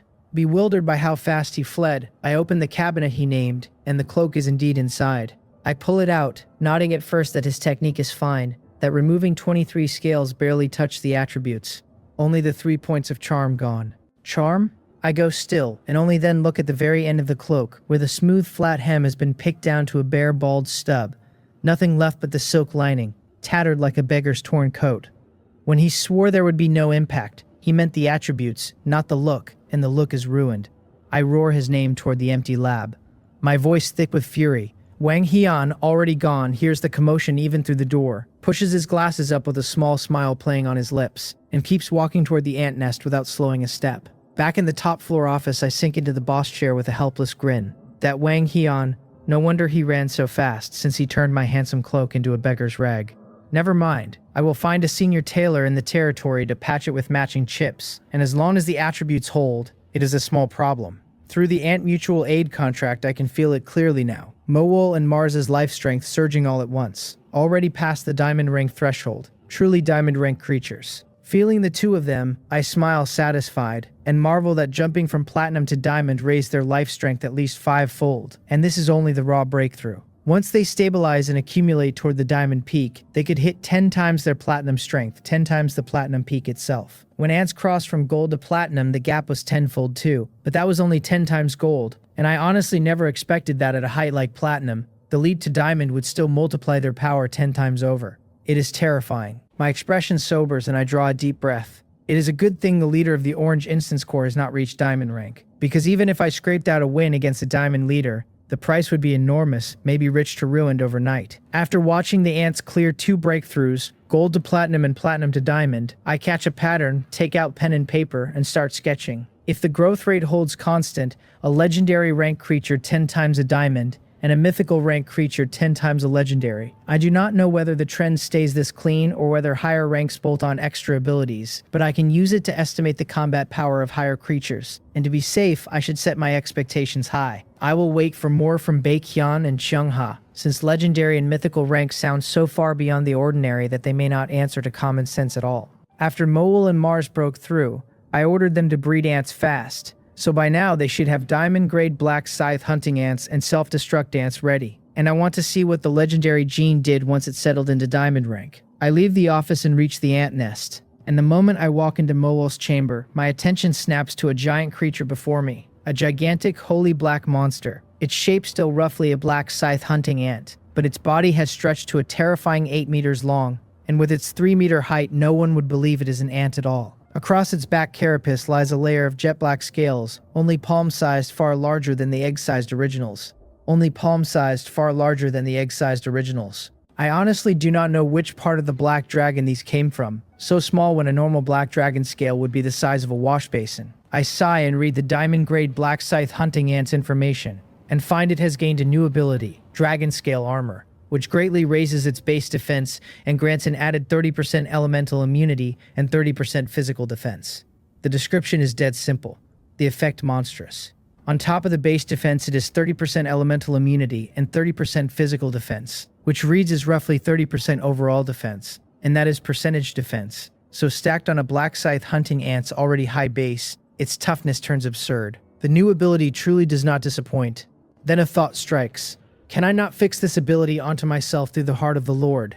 After reaching Platinum, I can pin 4 mutual aid ant abilities, and I had set Attack Aura, Intermediate Agility, and Intermediate Scouting, planning an Intermediate Strength or Intermediate Carapace for the last. Now that a better option exists, I do not hesitate, and I add Dragon Scale Armor to myself. My whole body prickles as if ants are crawling over me, and after about 10 minutes I find black scales grown across my skin. Identical to black dragon scales but smaller, only fingernail-sized. They stop clean at my neck, sparing my face and skip my palms while sheathing the backs of my hands. I press a silver rank dagger to them and lean into it, but even when my muscles ache from pushing, I cannot break through. As expected of an ability off a legendary creature, the defense is astonishing, though the scales feel stiff and awkward. Fine for battle, inconvenient for daily life. I wonder whether they can be hidden, and after careful poking, I find the trick. Eyes closed, I sheathe my whole body in spiritual power and will the scales to withdraw, and the next second the jet black scales sink under my skin. My appearance fully restored, no different to the touch, as if they were never there. But I know it is only surface, that the instant my body is struck they will snap out on their own to guard me. Good, far more comfortable this way. I tell Mole to keep it up and breed more diamond-grade black scythe hunting ants, stroke her small head, and head for Mars's chamber. The moment I step in, my eyes lock onto the diamond-grade self-destruct ant. Its looks simply too outstanding, wildly out of place beside the ordinary self-destruct ants around it. Once the size of a basketball, it has swollen to the span of a person's arms, more than 10 times over. Like the black scythe hunting ant, it is sheathed head to foot in black dragon scales, a heavily armored thing of astonishing defense, nothing like a creature whose whole racial faith is explosion, ready to blow at the slightest provocation. It is all deception and concealment now. Reading it, I find its new ability, Dragon Scale Shrapnel, which cloaks the whole body in dragon scales to greatly raise defense, and during an explosion, ejects that shrapnel, the scales so hard and sharp that the wounds they carve inflict corrosive damage on top. Powerful, no more need be said. A self-destruct ant's whole point is to explode and die, so on the surface more defense looks pointless. But in truth, they dread being struck and detonating early, before they reach their mark. And Dragon Scale Shrapnel erases that worry entirely, while the shrapnel the blast throws adds heavy extra damage besides. This one, though, is not suited to fixing onto myself. I finish reading, nod, satisfied, and look at Mars, telling her to cultivate her ants with everything she has, that I will keep her resources fully supplied. She answers eagerly that she will diligently raise more of her kin and strive to create magnificent explosions. I smile, pat her small head, and leave the chamber. Half a day later, my black island has nearly closed on the next target, and what jars me is that all 6 surrounding islands have started moving. Not away from me, but closer. And even the target I am approaching is doing the same. 6 black islands plus the target ahead makes 7. Only 2 of them run 2 units. The rest 1 unit, starting islands that have devoured nothing, so their strength is average at best, arguably weak. But with so many gathered close to me, they will likely border my island one after another inside a narrow window. And united, they can still hand me real trouble. I frown at the map. Moel and Mars only just reached diamond rank and have not stockpiled troops, and I burned through plenty of my army in the orange instance and against the aggregated monsters, so all told my edge right now is not overwhelming. If these 7 chiefs truly cling to the notion that when the lips are gone the teeth go cold, and unite to resist me, it would genuinely be a headache. The odds of that feel high, since my island looks far too massive on the map and outruns most of the neighbors. If they scattered, a handful might slip my pursuit, but the vast majority would still be run down and eaten, which makes charging me together the sensible play. One thing baffles me though. How did this many people coordinate and link up at all? Is there some item for it? Or did they simply see one island charge me and reasoning through the lips and teeth logic, all pile in after? That would be a bit too rational, and something about it feels off. I cannot crack it, so I shake it off and stop chewing on it. I do not change course for being targeted by a full 7 chiefs, and hold to my original plan, driving toward the target island. 7 black islands, 2 of them 2 units, and if I can swallow them all in one sweep my island jumps 9 units at once. An opportunity there is no reason to pass up at this stage. Even besieged by 7 average chiefs, the worst of it is inconvenience, not real danger. My mind eases, and I go to the ant nest to count troops and prepare for the string of battles ahead. I tell Swift Shadow to deploy the army straight to the southeast, the direction about to border the target, and the instant the 2 islands touch, to drive the army forward at once. There will be a run of battles, I warn her, because 2 hours after we border the target, the next island borders us, so to avoid being hit from 2 sides we must finish inside those 2 hours. And once the second island arrives, 5 more will land one after another within an hour, at which point we can only pull the troops home and hold for a defensive counterattack. The schedule is brutally dense, so she will have to push hard, and she answers that she guarantees the mission done. With Swift Shadow set, I pick the manual back up and turn to the glory page. My glory sits at level 5, a little over 36,000 of the 40,000 I need. My island runs a full 8 units now, but most of that came from the orange instance rather than vassals, so I am still nearly 4,000 vassals short of level 6. Still, devouring one more island and subduing its leader is enough to carry me to level 6. And conquering all 7 of these could even punch me straight to level 7. I put the manual down, more eager than ever for what is coming. Minute by minute the time runs down, and with my island and the target rushing toward each other, the border that should have taken nearly a day is cut to a little past half a day. On the map, the 2 dots, one large and one small, sit almost on top of each other, and my ant army under Swift Shadow is already massed at the southeastern border where we will meet the target. I sit on the Wizard Tower's observation deck sipping tea and watching it come. Rushing to border me while cutting itself off from its main force is genuinely unwise, I muse, and thanks to the short distance and my sharp eyes, I can already read the situation on the target island in detail. My gaze narrows, and confusion creeps in. What game is this chief playing? At the border stands a single youth in black sportswear, unarmed, alone. If he wanted a real battle, he would have massed troops at the border the way I did, and if he wanted to stall, he would have hardened his defenses and cleared the field. So what does one lone man at the edge even mean? Puzzled, I let it go, since the islands will border soon and the riddle will answer itself. 10 more minutes and the 2 islands finally interlock. Instantly my ant army pours across under Swift Shadow's command, reaching the youth in black sportswear in a blink, and ringing him in completely. Surrounded by so many huge ferocious ants, his whole body shakes uncontrollably, yet he manages not to kneel, raising both hands and forcing a smile as he stammers that he means no harm, that he surrenders. Watching through the ant's eyes, I have the nearest one demand his identity and his purpose. Seeing that the giant monster before him can speak human words, his eyes flash real surprise, but he steadies, because as long as talk is possible, the trouble cannot be too deep. He draws a breath and says over and over that he is the chief of this black island, that he came here alone to show his sincerity, that he is here to surrender. Chief? Surrender? I am mildly stunned. I brace for a string of major battles, and the very first enemy hands me a gift instead. Even so, I am not fully convinced. This is a Black Island chief, someone who endured untold hardship to rise above 10,000 and take the seat, and to hurl himself into danger and hand over that hard-won power so easily seems too good. Maybe a trick. The youth in black sportswear watches the ants ringing him with murderous eyes and goes silent a while, and knowing his own act has bred suspicion, he panics and hurries to explain. He insists he truly is this island's chief, that he could apply to become my vassal this instant. Face gone mournful, he argues that being marked by someone as strong as me means he will be swallowed sooner or later, a matter of 2 hours one way or the other. He asks why he should fret over 2 extra hours when surrendering early makes him look sensible, even pragmatic, and trusts I would not make things hard for him. Hearing him out, I already believe half of it, understanding dawning. I have been misreading these weaker chiefs the whole time, measuring them by my own mind and assuming they would all fight to the death. when it turns out they have other ways to live. I accept his surrender readily, and rather than scorn him for weakness, I value the pragmatism. Because subduing an enemy without a fight saves time, saves effort, and spares my troops, so why refuse?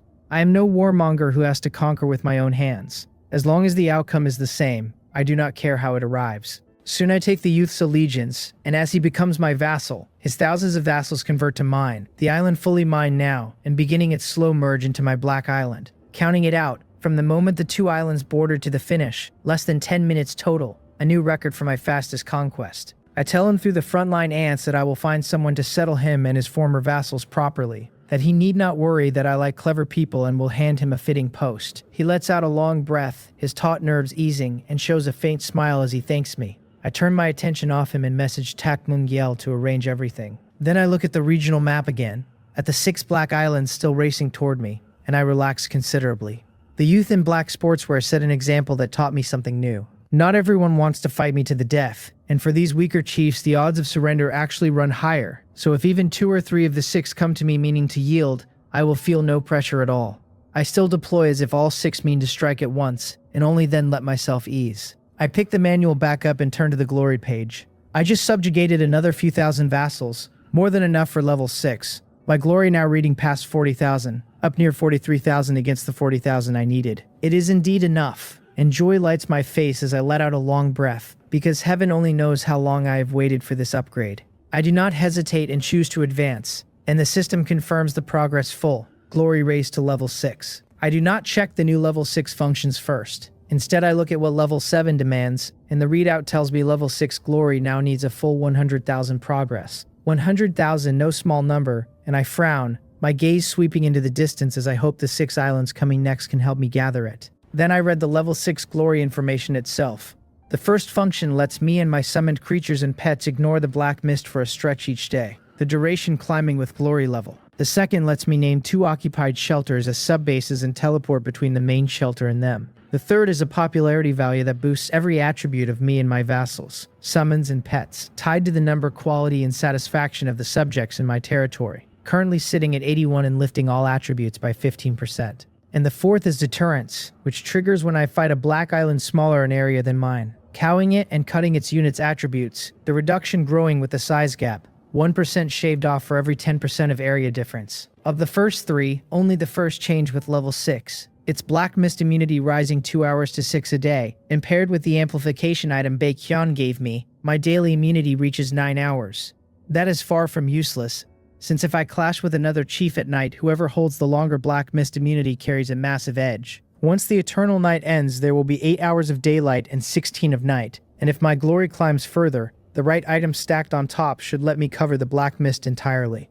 I smile, then turn to the newly unlocked 4th function, deterrence. It can actually cow any black island smaller than mine, gutting its attributes, and the wider the area gap, the deeper the cut. 1% per 10% of difference sounds slight, but a careful read reveals the teeth in it. After swallowing that island, my area stands at 9 units, and against the starting island of 1 unit, the gap is 8 units. 8 times its size, 800%, which weakens all of its attributes by a full 80%. My strength already runs superior, and with the enemy hollowed out this savagely, anyone with a slightly smaller island has no chance left. Deterrence, truly good. I am honestly a little eager for the 6 islands to border me fast. Among those 4 are 1 unit islands whose attributes deterrence will strip by 80% outright, and the other 2 are 2 unit islands, weakened by 35%, still a massive, bone-deep cut. I show a relaxed smile as I watch the 6 black islands race toward me on the map. I think that if the newcomers are sensible, then all is well, but if they are not, it will be a fine chance to let them witness my newly acquired ability and to show them what true cruelty is.